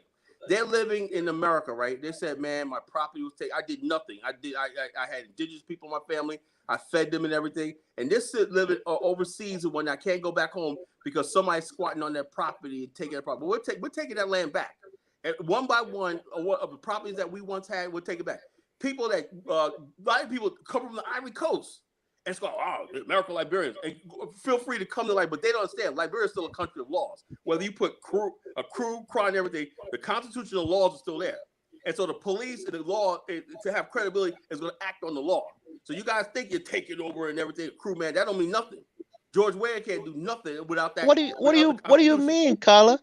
What do you mean when you say you I'm telling guys? You now you're showing the separation now. What you're trying to You do is know? justify all the stuff you guys are doing in Liberia now. You steal. No, I'm not justifying anything. I'm trying to say there was a reason behind the actions. There was a reason. I would like to interject.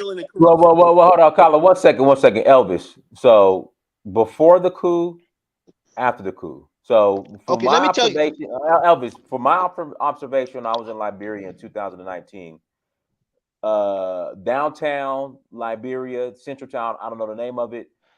Lebanese controlled everything. Right. Lebanese dominated everything. Was that the case before the coup? Nope. Not necessarily with the Lebanese dominated everything, but you know who dominated everything? American Liberians. Okay, so American Liberians.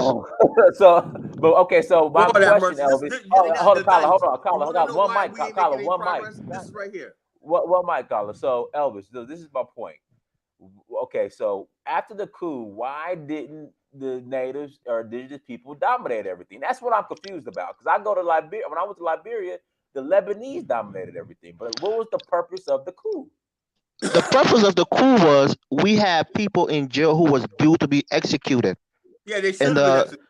Tolbert let him out. Please, Kyla, please mute yourself, please. I'm begging you. You know, so you had people, and again, people say the crew. The people who were part of the original coup plotters were people of all groups. You had Mano, you had Gil, you had Crown, you had Gribble, you had Bassa people within that group of soldiers. Let me tell you this, Dinus. Before the coup, you had basically the whole country was ran by American Liberians without barely any integration of the indigenous Africans who live in Liberia. Explain the Massaquoi family. They're the ones who broke the bond. They're royalties. Those are kings from the Vi people. They're royalties. Do you know what happened to Fambule? You talk about Fambule. Do you know what happened to him? What Tubman did to him? I'm not talking about all the Fambule. I'm talking about those are those people who use the Fambule name. The real they're tokens. They're tokens. They're token native.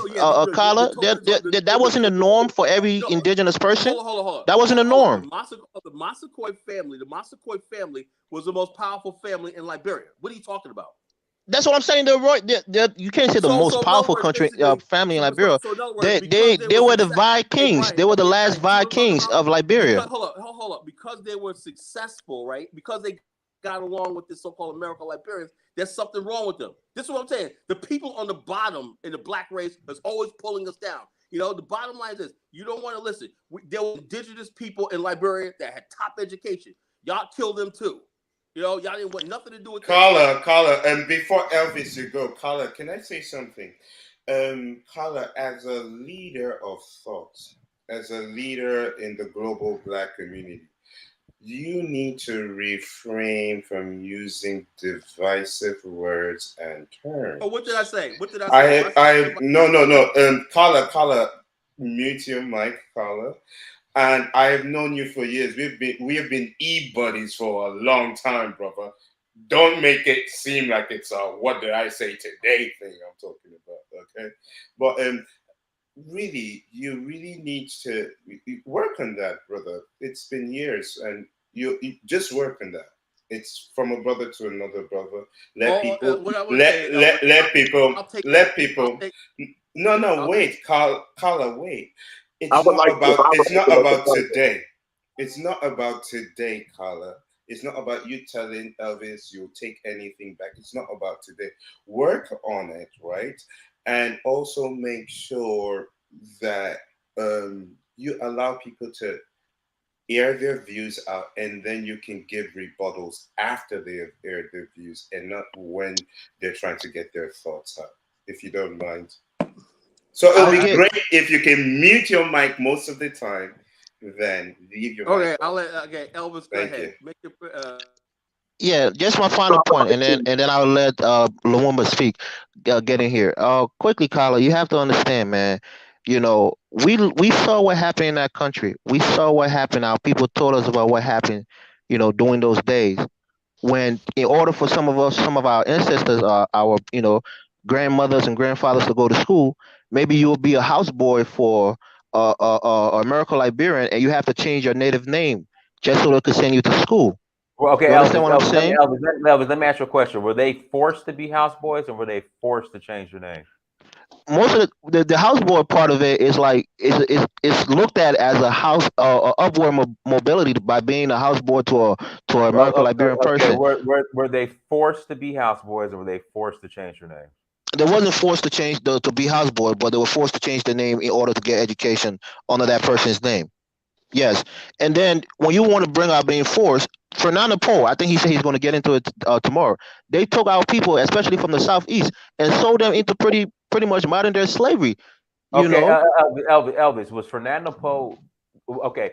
Were the natives already selling other natives into slavery before the American Liberians came back home?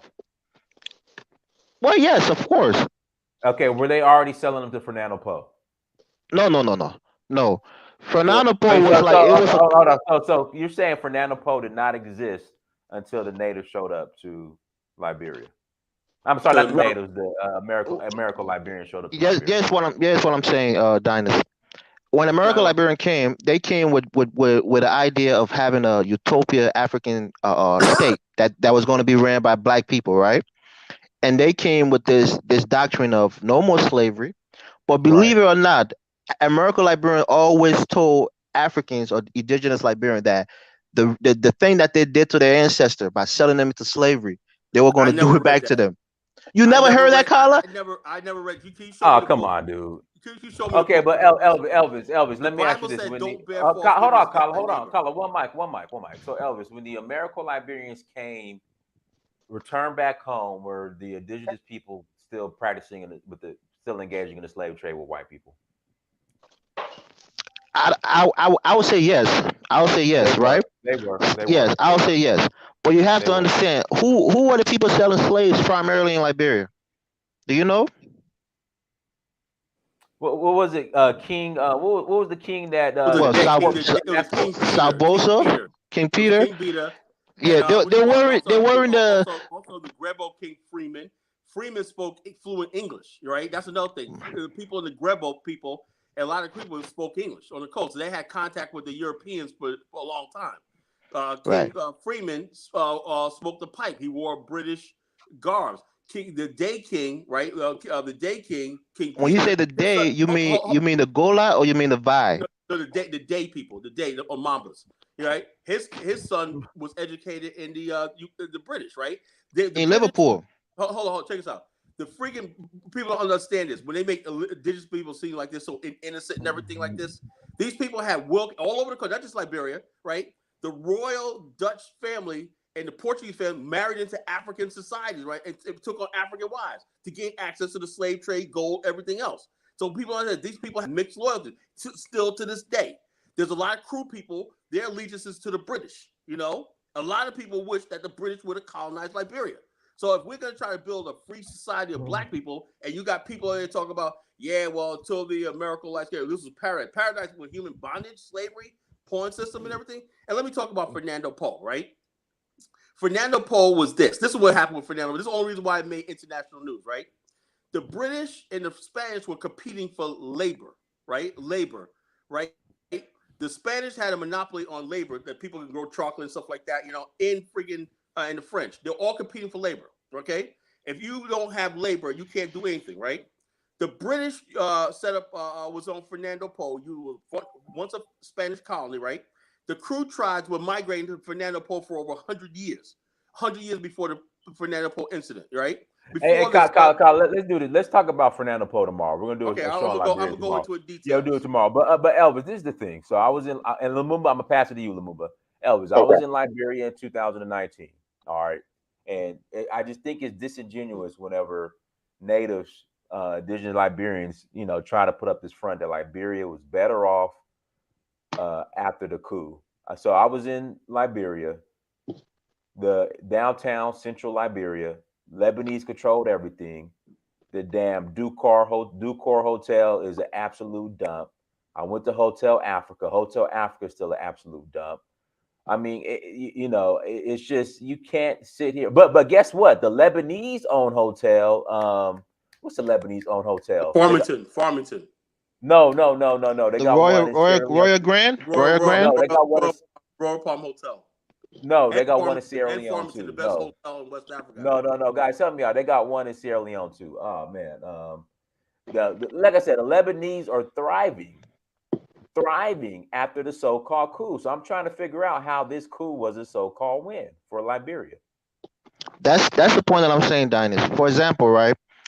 You had no indigenous Liberian who had ever had government, or governmental position in Liberia before. They didn't know what they were doing. They were ostracized from the governing part of the country.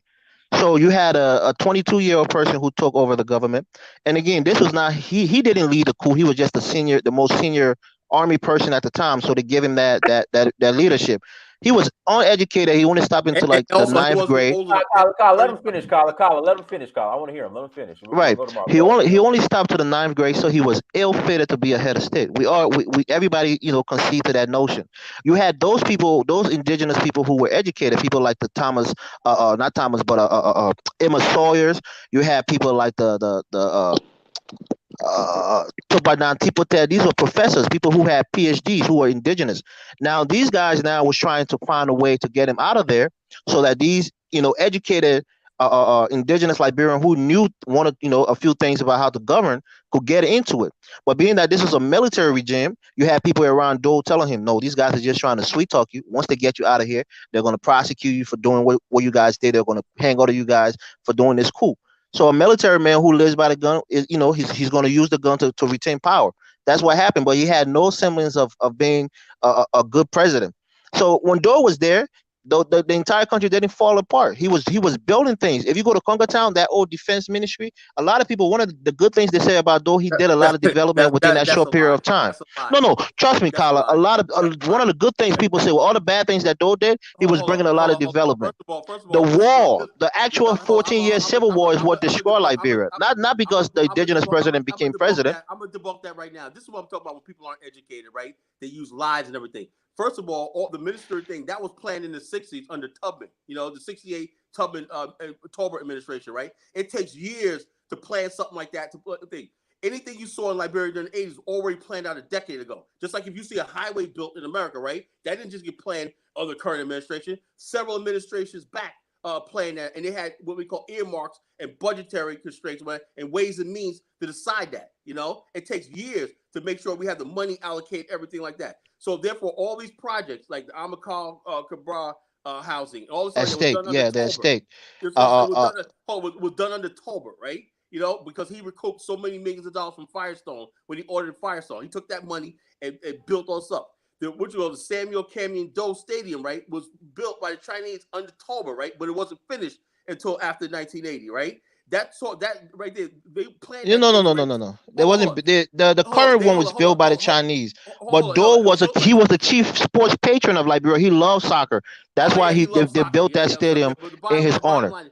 Bottom line, he put his name on that thing. It wasn't gonna be Samuel Camion. When he was president, he put his name on that to glorify himself. You know, that's what you have. You know, he built things, monuments for himself on it, just like any sort of egomaniacal tyrant was. And also that church massacre, he killed 63 people in a Baptist church and whatnot. You know, in the Lutheran church. You know what I'm saying? And so therefore, that's your Samuel Doe right there in Candasia, right? We talk, Robert Johnson built Candasia. That was sacred land. Was it sacred land when hold on. When was sacred land when the indigenous soldiers were taking people and killing them and burying them in open graves and whatnot? Was it sacred then? But it's only become sacred because an African American like Bob Johnson came there and purchased it and built something for it while sitting there. No, that's a cultural heritage. How can you say that, Kala?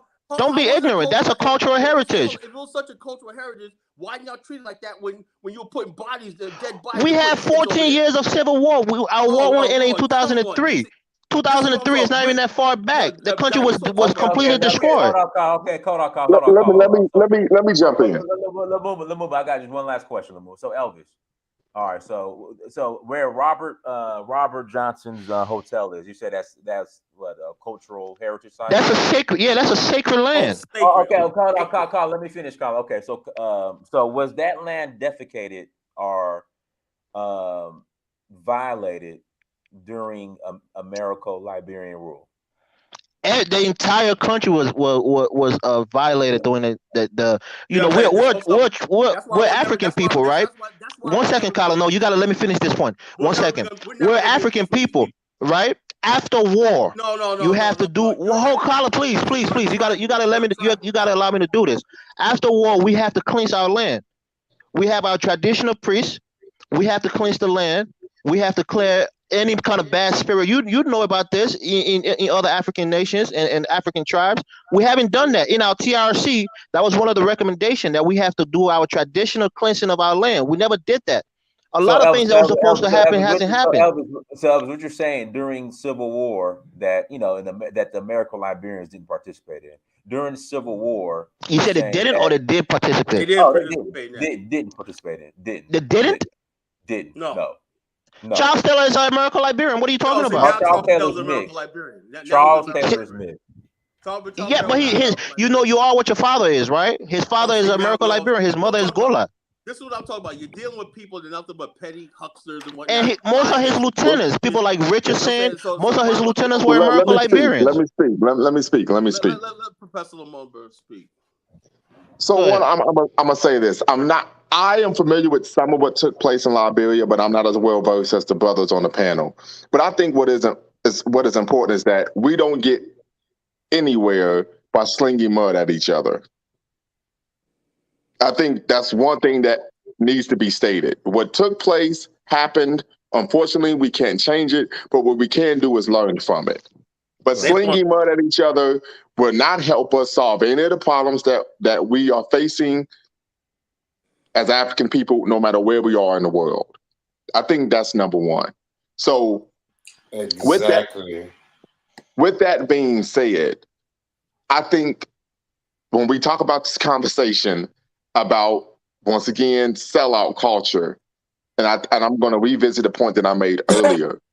We know, once again, we have three distinct groups: perpetrators, collaborators, and victims. Unfortunately, throughout our history, just like the history of most people in the world, whenever they've been conquered or oppressed, there have been members of their group that have chosen to align themselves with their oppressors for a multitude of reasons. I could even give an example of during the German Holocaust. You had the Judenrat Council, and where Jewish scholars even stated that it would have been nearly impossible for the Nazi regime or an administration, whatever term you like, to actually gather up in seeing Jewish people to not only the ghettos, but also to concentration camps where they met their untimely demise if it was not for the assistance of the Judenreich Council. So unfortunately, we know this is something that takes place. I also want to mention that nowadays, when we're talking to people who are accordingly about that life, they're betting on black, so on and so forth, whatever term that you would like to use, well, we oftentimes find people stating, as they did in the 70s, this person is not on code. This person is a collaborator. This person is an agent. And what happens is those claims are typically oftentimes being made simply because, one, you may not know the person, or the person doesn't agree with you. Hold on, let me finish. You don't agree with their frame of reference, right? Or their particular view of things. That is very dangerous, because what then happens is, and we say, hey, most black people are going to say, well, if we really want to be what we say we're going to be, we got to get rid of these people that we believe are not on code, that we believe are collaborators, when that may or may not be the case whatsoever. So I think that when we're having these intellectual debates, we can be civil, we can agree sometimes to disagree, but I think it's very important that we understand that slinging mud at each other will not help us solve the problem of overcoming what the multitude of nefarious anti-black forces that we face in the world, and two, restoring ourselves to our traditional greatness as a free, proud, and productive African people.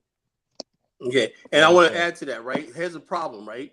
What Elvis was saying for the last hour is not doing it, right? He's still on this thing, well, the America, he don't even put Liberia in proper context, right?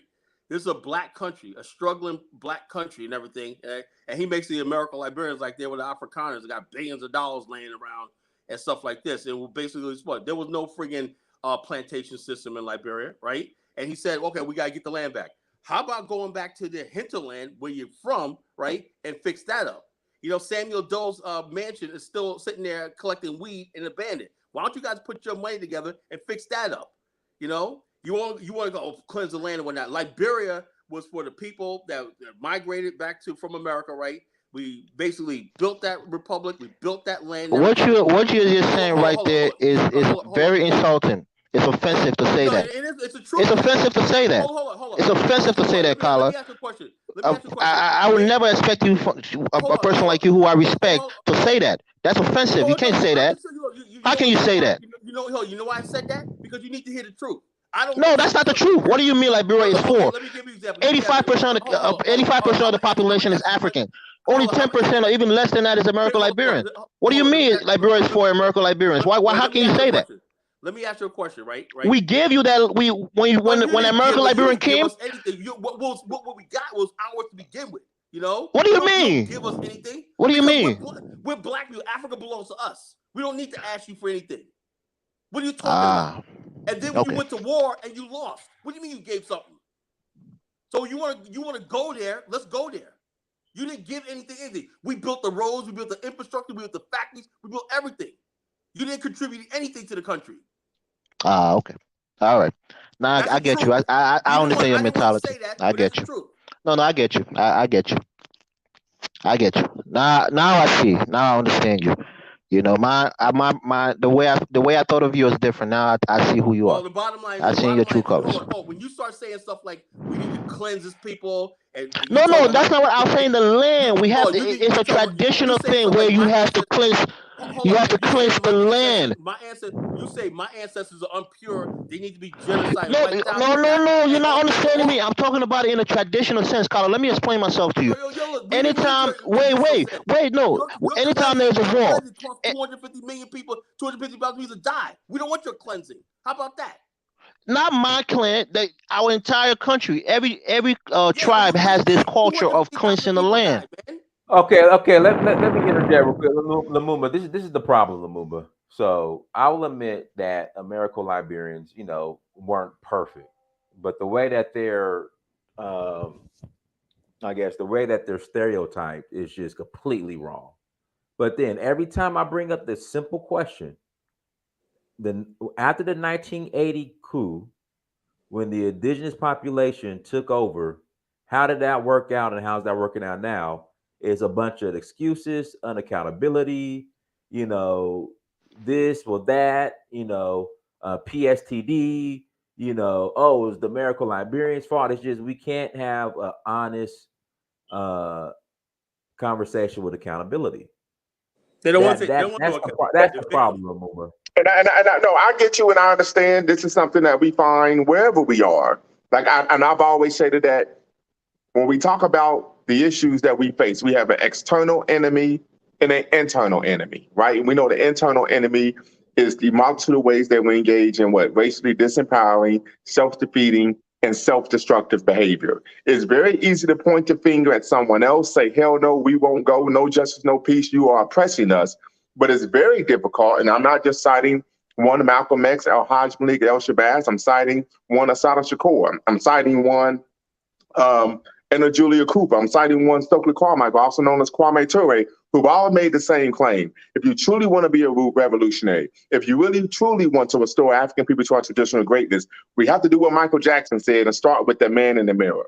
And unfortunately, we are finding that culturally, throughout the African world, no matter where you go, we're finding this issue. And that is what is extremely troubling and problematic for me, because it shows that there are some issues that we have culturally that is, I would even argue, Pan-Africanist in nature, to where we are making excuses, right? Oftentimes when I work with young men, I do an activity when I do workshops with them. And I give an example of being a boxer. I used to box. And I tell them, if you fight a guy for 12 rounds and all he does is throw a jab at the same speed the whole fight and you lose, it doesn't mean that the guy you fought is a great boxer. It may mean that you're simply incompetent. And when I use that example, then they make the argument, well, hey, maybe there are some things about us that we're not doing right. And I think sometimes, and oftentimes, that's the type of lens that we need to look at the issues that we face from. Yeah. And also, you could take this right here and go all across the African continent, right? The Black world, right? Somebody will say, the Igbos will sit there and talk about, oh, Nigerians did me wrong. Let me like this, you know? And I said, how did that work out for you? 2-3 million people died in the Biafra War. And somebody in the chat room talking about, yeah, Biafra should be free and all this kind of nonsense and everything, you know? You go to the Congo, right? Same thing. Africans don't know how to read books and see, well, geez, how do we fit in this world? Wait a minute. You guys and me got more in common. We're both the same race. The idea of, see, Black people, intellectuals in the West, right? We have this idea of us African people. The average African does not think like an Elvis. You know, I love the brother to death, man. I've been to his house, you know, but this family house right there. They all stick to their tribe, right? It's like me, I'm from New York, right? And I hear people from black people from Virginia talk shit about people from New York. I don't get upset. I'm like, we're all Black. I don't give a damn. That's a strength about being Black American. We don't see tribalism. We don't see regionalism, all stuff like this. The African, like, oh, you know, I like this. Now, if you were oppressed in Liberia, right? You had 42 years since the coup to turn things around, make like Liberia should look like Singapore right now. No. And the whole American Liberia shit would have been disappeared. But you guys didn't do what you're supposed to do. Can I come in? Can I come in here right now, Carla? Carla, I've been listening to you guys go back and forth, right? There's something Elvis said that America sent a warship to the coast of Liberia. Is that correct? It was a USS Liberty, but that was basically. Wait, no, is that correct? I just want you to answer yes or no. Carla, no, you don't need to explain. I just want a yes or no. Hold on. Let me put this in context, right? Let me put this in context, right? In 1 minute. Hold up. The Liberty. Can you do it in 60 seconds? Hold up. Let me say this, bro. Let me say it. You made a comment and stuff like that. We'll put it in history. The Liberty was off the coast of Liberia, right? Backing up the Liberian Navy. Okay? That's been the old time. It was making routine routes and whatnot. Basically, the United States, wrong. Very wrong. There were actual African American soldiers from America that went into the hinterland and fought on behalf of the Liberian government. What are you talking about, Carla? Elvis, just let Carla finish. Yeah, go ahead. Hold up. Go ahead. Yeah. Let me fit. Hold up. Carla, go on. Hold up. Go on. I'm gonna make your point. Hold up. I'm gonna make your point, right? Now there were the Liberian government, just like any other government, right, saw that there were Black men in the U.S. Army, Navy, and whatnot, and they said, look, we, the United States said, you having problems in the interior. They said, okay, can we use some of your Black soldiers, right? And they basically brought in Black lieutenants, Black soldiers, everything to join with the Liberian forces and everything, right? And they brought peace and settlement. There you go. You got it right now. Elvis, mute your mic. So now you have answered that question. All right, so what's the big deal? Wait. This is now the big deal, right? This is now the big deal here. That means that for the United States government to send a warship to Liberia to back the Liberian they didn't government. send the warship. Like, the warship was already off the coast. You understand? Listen to this, caller. Listen to this, caller. There had to be approval from the United States government. No, not necessarily. Not necessarily. Are you kidding? The Secretary of State under the administration before Lincoln said we have no strategic interest in Liberia. And Liberia. Wait, caller. Did you hear about the Omega Towers during World War II? The Omega Towers. Elvis, leave that alone, right? Caller, mute. Caller, just mute. Caller. Can you just mute for 1 second, right?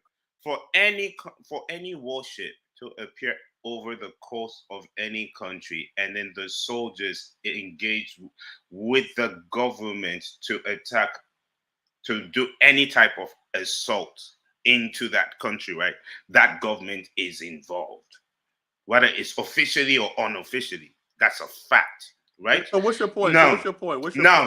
the point is this: for a government to actually have to send warship, that means they're protecting an interest, and one of those interests is most times trade.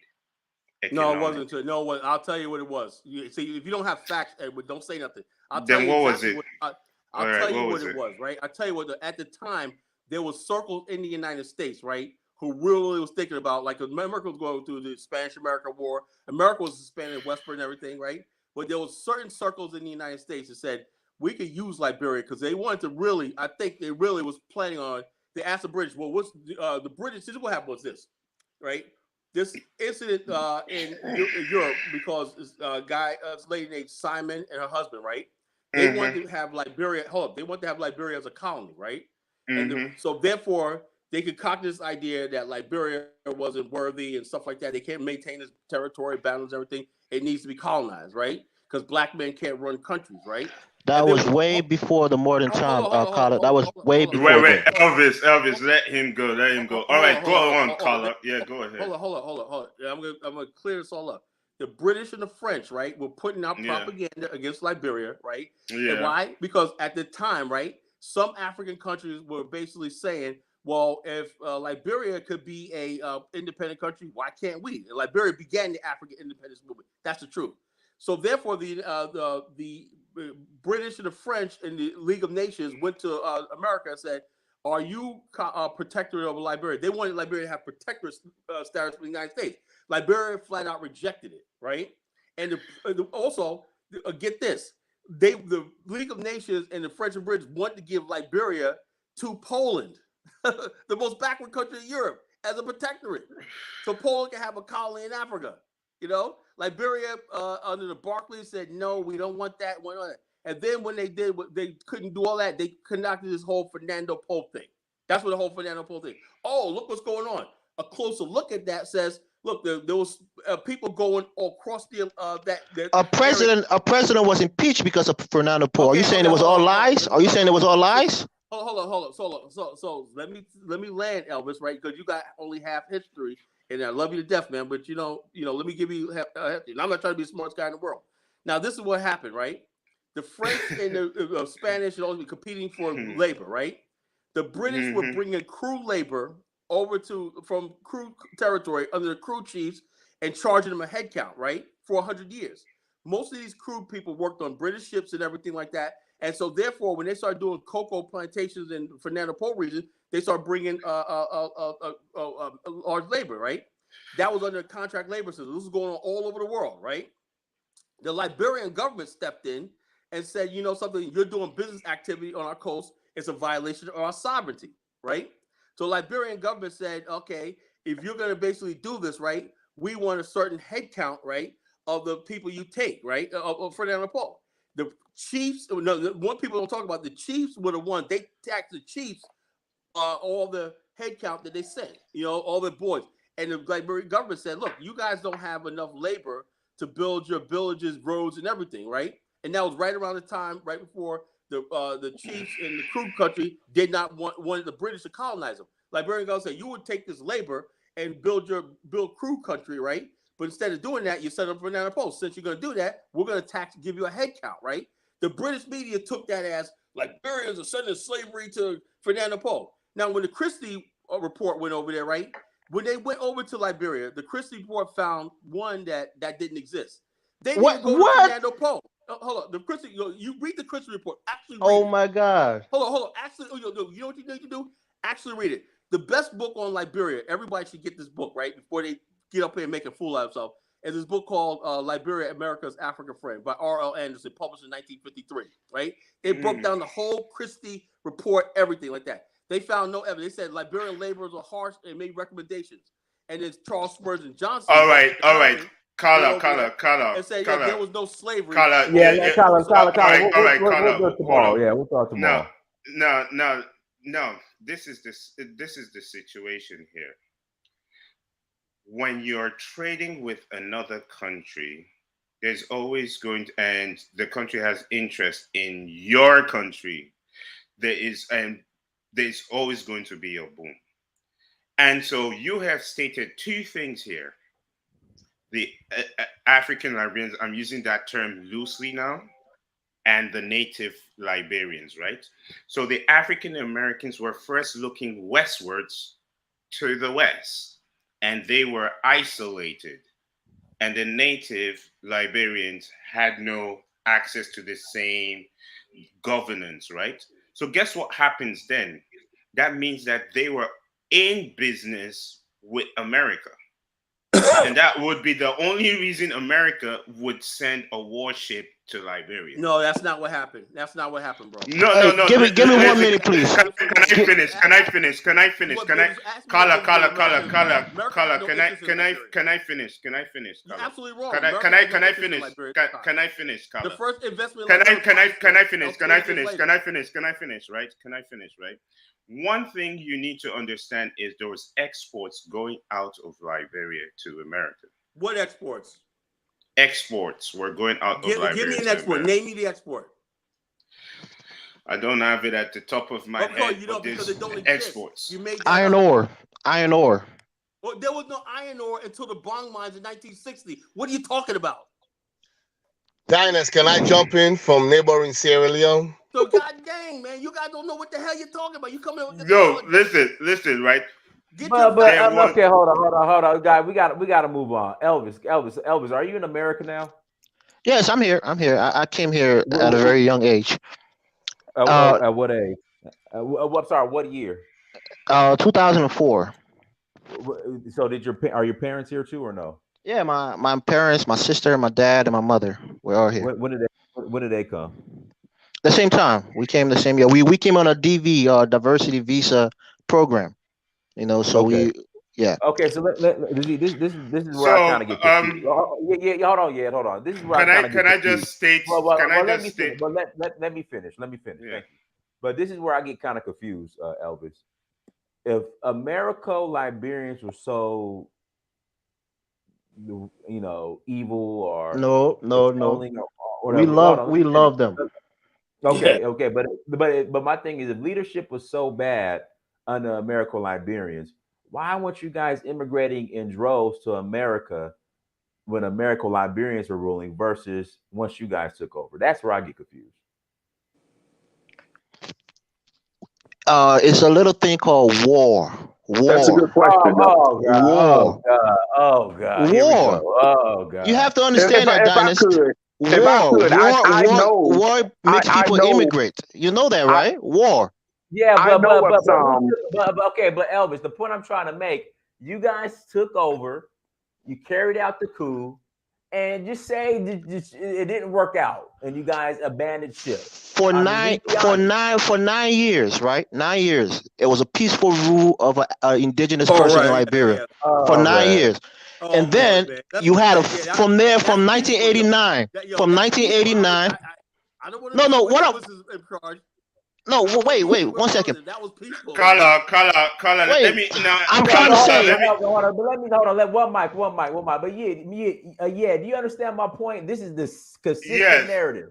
For some Yes, odd yes. reason, Elvis hates hold on, Donald yeah, Trump. hold on, Elvis hates Colin, hold Donald on. Trump. Colin, He hold loves on, Bill Colin. Wait, Be wait, quiet. hold on, Colin, be hold quiet. on, Be quiet. hold No, on, yeah, hold let me on, finish. right? Yeah, one mic, one Yeah. mic. For some odd reason, under this American rule, the indigenous people weren't trying to get the hell out of Liberia. But all of a sudden, Yeah. once the native took over, they start coming over here in mass. I don't get it. Yeah. I don't get it. Yeah. I don't get it. Yeah, that's Yeah, true. before you go, give me No, 30 seconds. I no, want no, to tell one Donnie second. something. Elvis, 1 Go second, ahead, right? go ahead. I just Go want ahead. to say this, right? Around Yo, 1822. Listen, Elvis, my right? brother. Call You out. gotta hold the L, 1820. man. The L, man. Wait, Hold one the L. second, right? 1822 to 1900s, right? It was exports from Liberia was rice, palm oil, cane wood, and other commodities were destined Especially for sugar export. cane. Sugar was big back then. Cane wood and Mostly sugar, mostly sugar to Germany. cane. Mostly So to Germany. wait.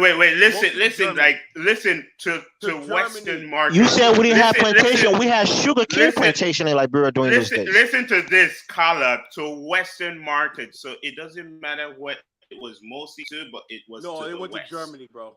It was to It the went to west, bro. It was to Germany the is west. part of the West. Yeah, but he's Germany talking is about part America. of the He west, said but like America. yes, said but America. America is also part of the west. But what's your point? So now, What's your the point? point I am Liberia is trying a sovereign nation. to, But yeah, Liberia is a sovereign yes, nation. If they want to do trade and export, what's the point? yes. So now, the point is this, right? When we're looking at the complexities of what happened in Liberia, we're looking at isolations. Like for me, I'm all about how do we learn from past mistakes. Nobody was an angel. There were Right. good sides to the story and bad sides to it. There were mistakes that were done by African Americans, mistakes that were done by native Liberians. Both sides. Oh, you admit And that? yes, both sides. I admit that too, Kala. I admit that too.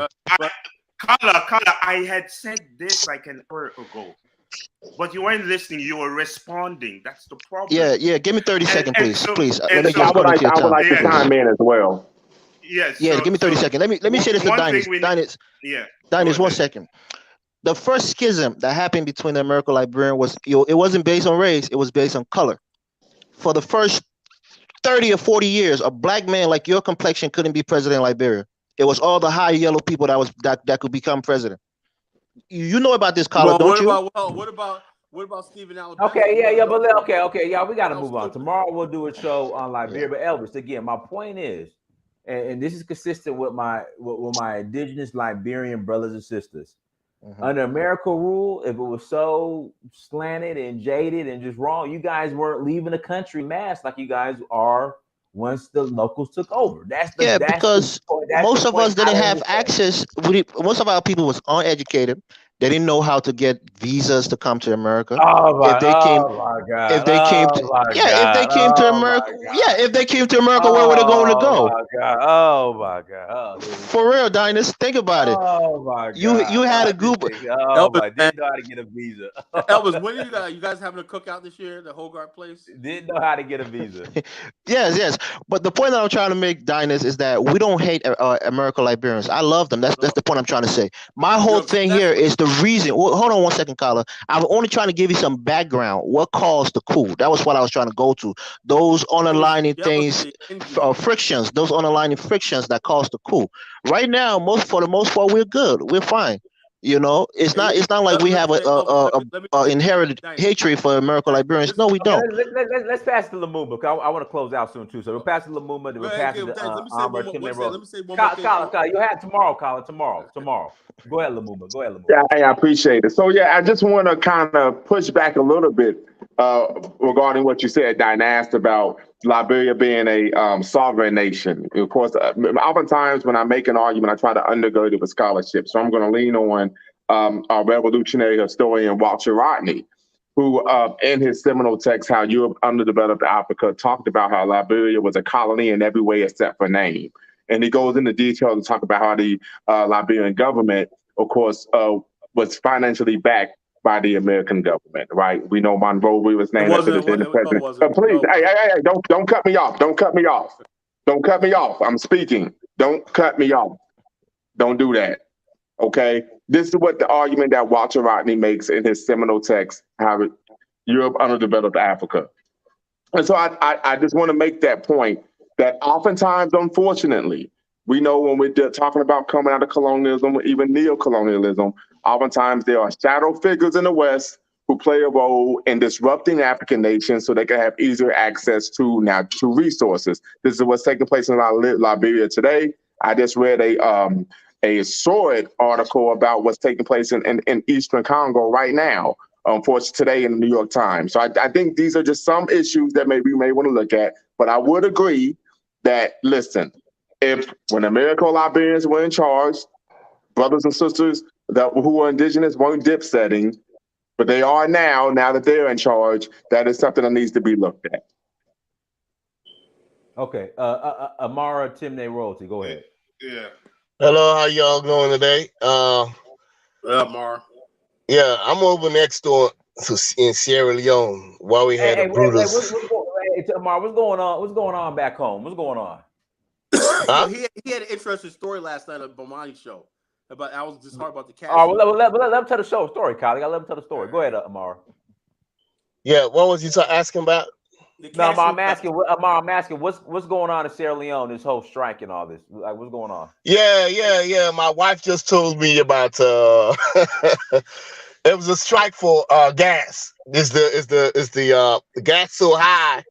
It was a 1-day strike. So yesterday everything was shut down, but today, everybody went back to what they were doing. High gas prices. So, I mean, that's what it is in the big cities. They always got that problem. But I'm next door to Liberia. We're from Sierra Leone. And we got two influences from Liberia. Charles Taylor was the and Forty Sankara, which is from my tribe. They collaborated to have 2 civil wars in Liberia and Sierra Leone. And that was a brutal, bad, dark part of our histories. And it's just that it's so bad that we from Sierra Leone, when we had Talbot and Tubman, which were both Americo-Liberians, were the first presidents we knew, from Sierra Leone. Then we had Samuel Canyon Doe, J.K. Doe, which was a native bodyguard to Talbot. And, when they looked and the rank and file, they trusted him, but he rose up and had a coup. Now the natives came back hard. Charles Taylor, the American Liberians came back hard. Charles Taylor, Prince Johnson, all these are American Liberians. They came back hard. No, Prince Johnson is not American Liberian. He's native. He's native. Prince Johnson is native. Hold on, Amari. Prince Johnson is not an American Liberian. Oh my God. He's a Geo. He's a Geo. American Liberian. He's a Geo. But Charles Taylor is American. Charles Taylor's mixed. Yeah, but you're not your mother's tribe in Liberia. You are what your father is in Liberia. Just going dark to see what his tribalism. Okay, well, either way, we're not gonna get no place with tribalism, mediocrity. Anyway, either way, Amara, carry on. Wait a minute, sir. Sir, what country are you from? Yeah. Carry on. I said carry on.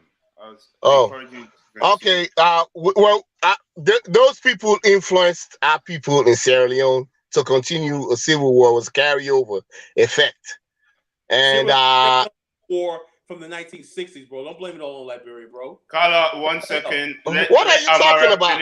Let Amara finish. Civil wars lay your in the 1960s, bro.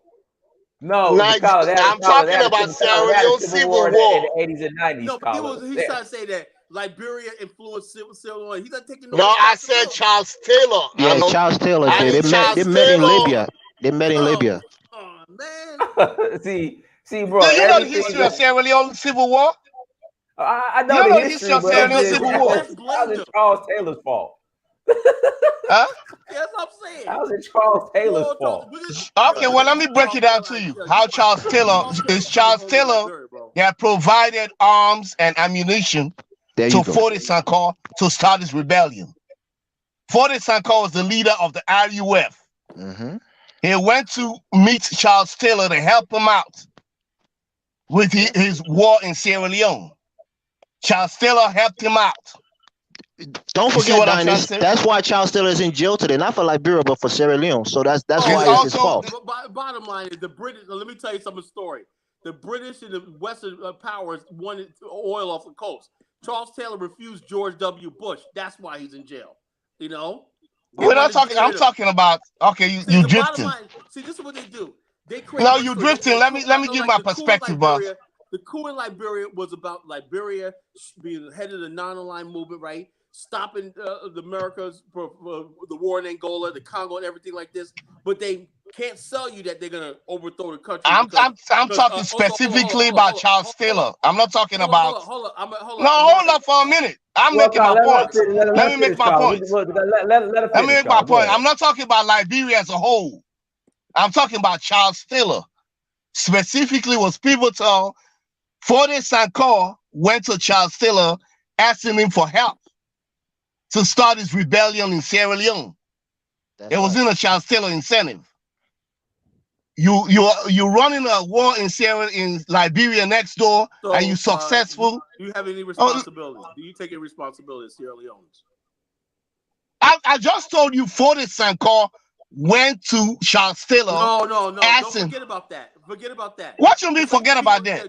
Just like the people talk about the guns and drugs in our community, right? If they do you know the history of the RUF? Drugs in the community. If you don't buy do you know the history of the RUF? You need to stop. Yeah, I told you Forty Sankara started his rebellion. I'm from Sierra Leone, bro. The rank and file of the RUF. I know some of those guys. But why even? Listen, they let requested. Amara speak. The man, see, that's the thing in West Africa. You know what we got? Copycats. Everything we do in West Africa, we copy each other. If you're doing something somewhere and you're successful, so other people are going to come to you and ask you how you went about it. You see what I'm saying? Help me out. I got a problem. I need to start a rebellion out here, and we next door. Help me out. They met in Libya, like this man said. Forty Sankara's war was just a ragtag army. He had a ragtag army. It was Charles Taylor that schooled them on the ways to set up a big army to get the rebellion going on successfully in Sierra Leone. But it was not in a Charles exchange Taylor for diamonds. In exchange for yeah, it was not a Charles Taylor initiative. It was a Forty Sankara initiative. He sought Charles Taylor. Charles Taylor wasn't looking for Forty Sankara. You see the difference? So that's the thing we have in West Africa. Anytime you do something, listen. I just hear post 1980 coup a bunch of unaccountability. That's all I hear. Excuses and unaccountability. That's so. Dynasty, will you say that the war that's going on in Ukraine right now? Will you tell people like, okay, since Vladimir, whatever his name is, took over, everything went downhill for Ukraine because they had a civil war? War is destructive. It destroys everything. It destroys the fabric of the society. It destroys the infrastructure of the city or the country. It destroys everything. But that's an excuse. It's an excuse. Just what would you say? What country has gone through war and came back? But again, the point of the matter is 1980, the native Liberians thought they were going to take over and that was going to be the better deal. And for the past 42 years, it just has not worked out. Instead of taking accountability for that, we want to point fingers, Charles Taylor, this person, war. Oh, the site was sacred, but it wasn't sacred during the war because they was killing and burying people, but it's sacred now. I just hear a bunch of excuses. That's all I hear. Liberia was under sanctions for the longest, for 20-something years. Oh, so, God. Sanctions. Oh, God. Liberia's never been under sanctions. Yes, Liberia was under sanctions during Charles Taylor's time. What are you talking about, Kala?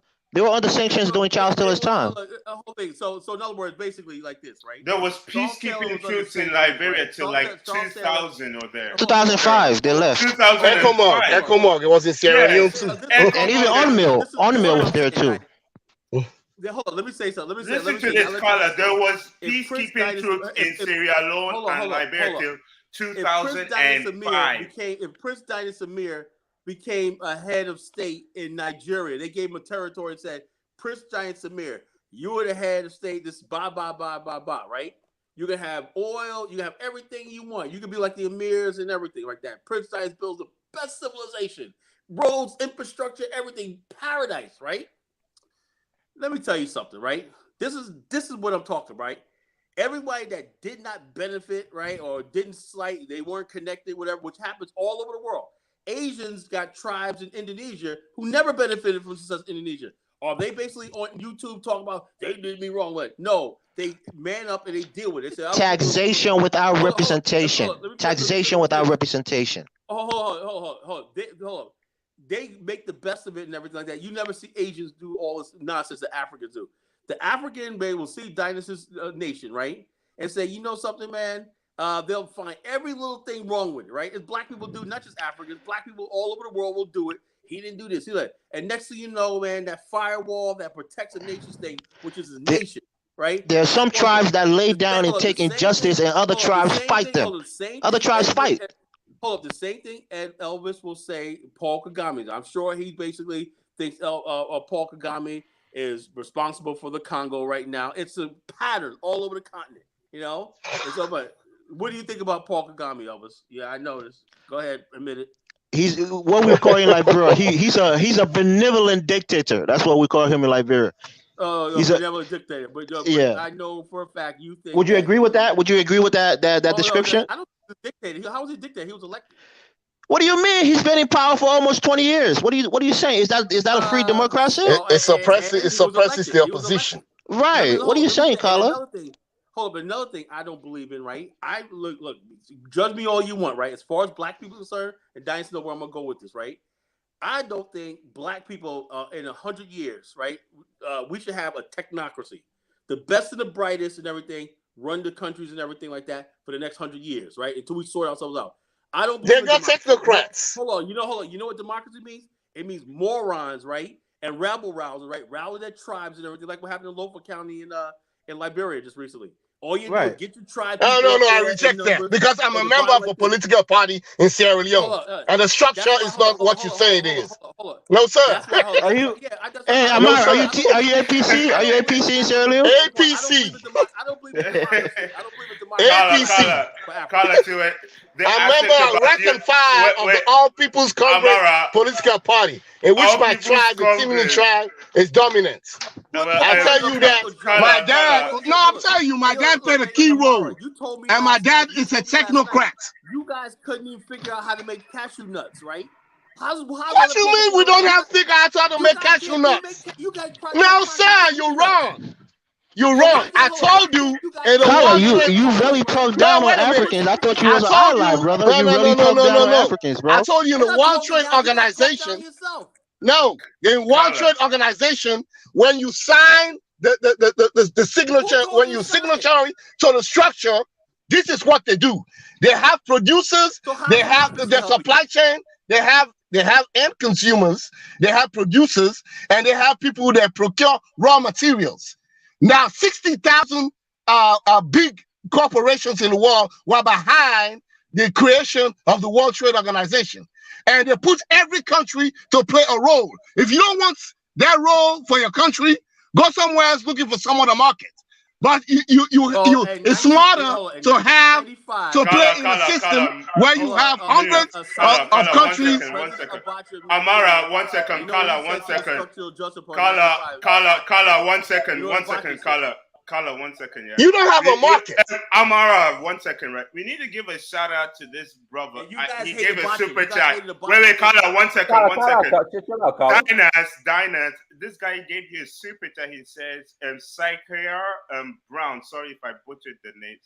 Sankara Brown. Sorry if I butchered it. Just arrived in Africa. Thanks for inspiring me, Dynast. We need to do that type of shout out because I think it's very important. Regardless of this whole Liberian American supremacy versus Liberian natives, at least we've inspired Dynast, not we, because I think this is very divisive, this panel, but Dynast has inspired someone who has taken their first trip, I believe, and that's a great thing. That's a great thing. But let me come back to what I used to say. Now let's continue. Let me come back. Let me come back to the accusation Carla Genesis said.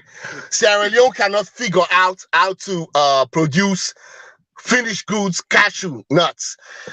The World Trade Organization, though that structure was written by 60,000 big corporations in the world. Now you have 125 countries that are signatories to the World Trade Organization. That gives you market access to 125 countries. Now, when they structure it, they put Sierra Leone at the producer the stage. You produce the raw material, you hand it up, the Vietnamese buy, they process it, and the end market is Europe and America. Now, if you don't want that agreement, that arrangement, go somewhere else looking for another market. You're going to struggle.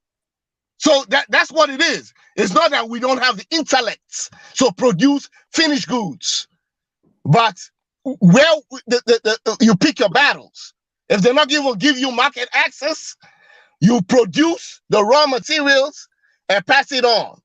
In that arrangement, you produce finished goods. You don't have nobody to buy. People are not going. They're going to block your market access. Well, let me ask you a question, Amari. Like Kyle, last question, then we're gonna close out. Okay, Go ahead, Paul Kagame did it right. He's selling his. He said to screw the World Bank. He's selling his tea, packaged tea and coffee all over the world on eBay and Alibaba and stuff like that. Because where there's a will, there's a way. So and Sonny Abacha did that, right? He said, "Why are we?" What is the Sonny Abacha did what? So okay, this is what he did. Right? He said, "Why are we friggin' importing the Europeans told them don't export, right? Just export to us, right?" And Nigeria said, "We don't have enough food for ourselves. Why are we exporting all this produce to you?" So what were they exporting? Hold on. He said like this. This is what he said. Be specific. Said, hold on. Listen, bro. You're gonna learn something, bro. You're gonna learn something, right? He said, you know something? We can create our own domestic commodity, right? Because we got the market right here, And because of Sani Abacha, right, we have Aliko Dangote, which I think Sani Abacha is Aliko Dangote's dad, if you ask me. They look awful alike, This guy brought I dispute that. Nigerian inflation from 85% down to 5%, right? He took out the World Bank, the IMF, and everything. He started basically making local markets, right? And basically boosted up the Naira by basically keeping all the commodities and everything like that locally. And then the excess finished goods, he was exporting. Okay, let me educate you a little bit. Are you aware in Sierra Leone, we got one of the highest tariffs for imported goods in Africa? Yeah, but one of the highest tariffs. Hold on, wait a minute. You put the highest tariffs. It doesn't make any business sense to import a lot of goods. So what does that tell you? It protects the farmers in the local market. Where we can hold is control our own local market. So if you're not getting that many imports and the imports are too expensive, you're gonna get few buyers. And when you get few buyers, it doesn't make any sense to bring in goods. You go to any Sierra Leone port, the tariffs are extremely high. They did that for a reason. Now the farmers in Sierra Leone and the factories in Sierra Leone are thriving, producing local food, but that's for the local market. Now in the international realm, when you want to play on the international level, it's a whole different scenario. Like I brought the cashew example. That's what's out there. If you want to play international, now if you want to shut yourself out of the international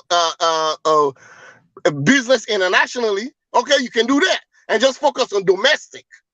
So you got to separate the two. Amara, let me ask you a question. Do you have Sierra Leoneans living in Japan, China, and all these other places? Yeah, we have them. Okay, you have them, right? Are they organized as like buying clubs and merchandisers and distributors of like the South Africans did, right? They didn't all just produce finished products, right?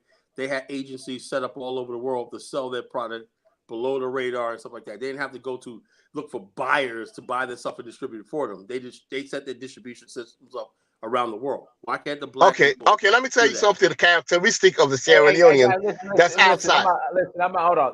I'm about to go to bed, so. Okay, let me just tell you the characteristic of the Sierra Leoneans outside. The Sierra Leone, 90% of Sierra Leone's outside of Sierra Leone go to school or get a college degree and find jobs. They're not business, they're not entrepreneurs. Okay? Now, if you want to set up an entrepreneur agency, we about to close out. Everyone, thank you so much for joining, guys. Make sure Brandon's about to live stream. Go check out Brandon Pan African Strikes Back.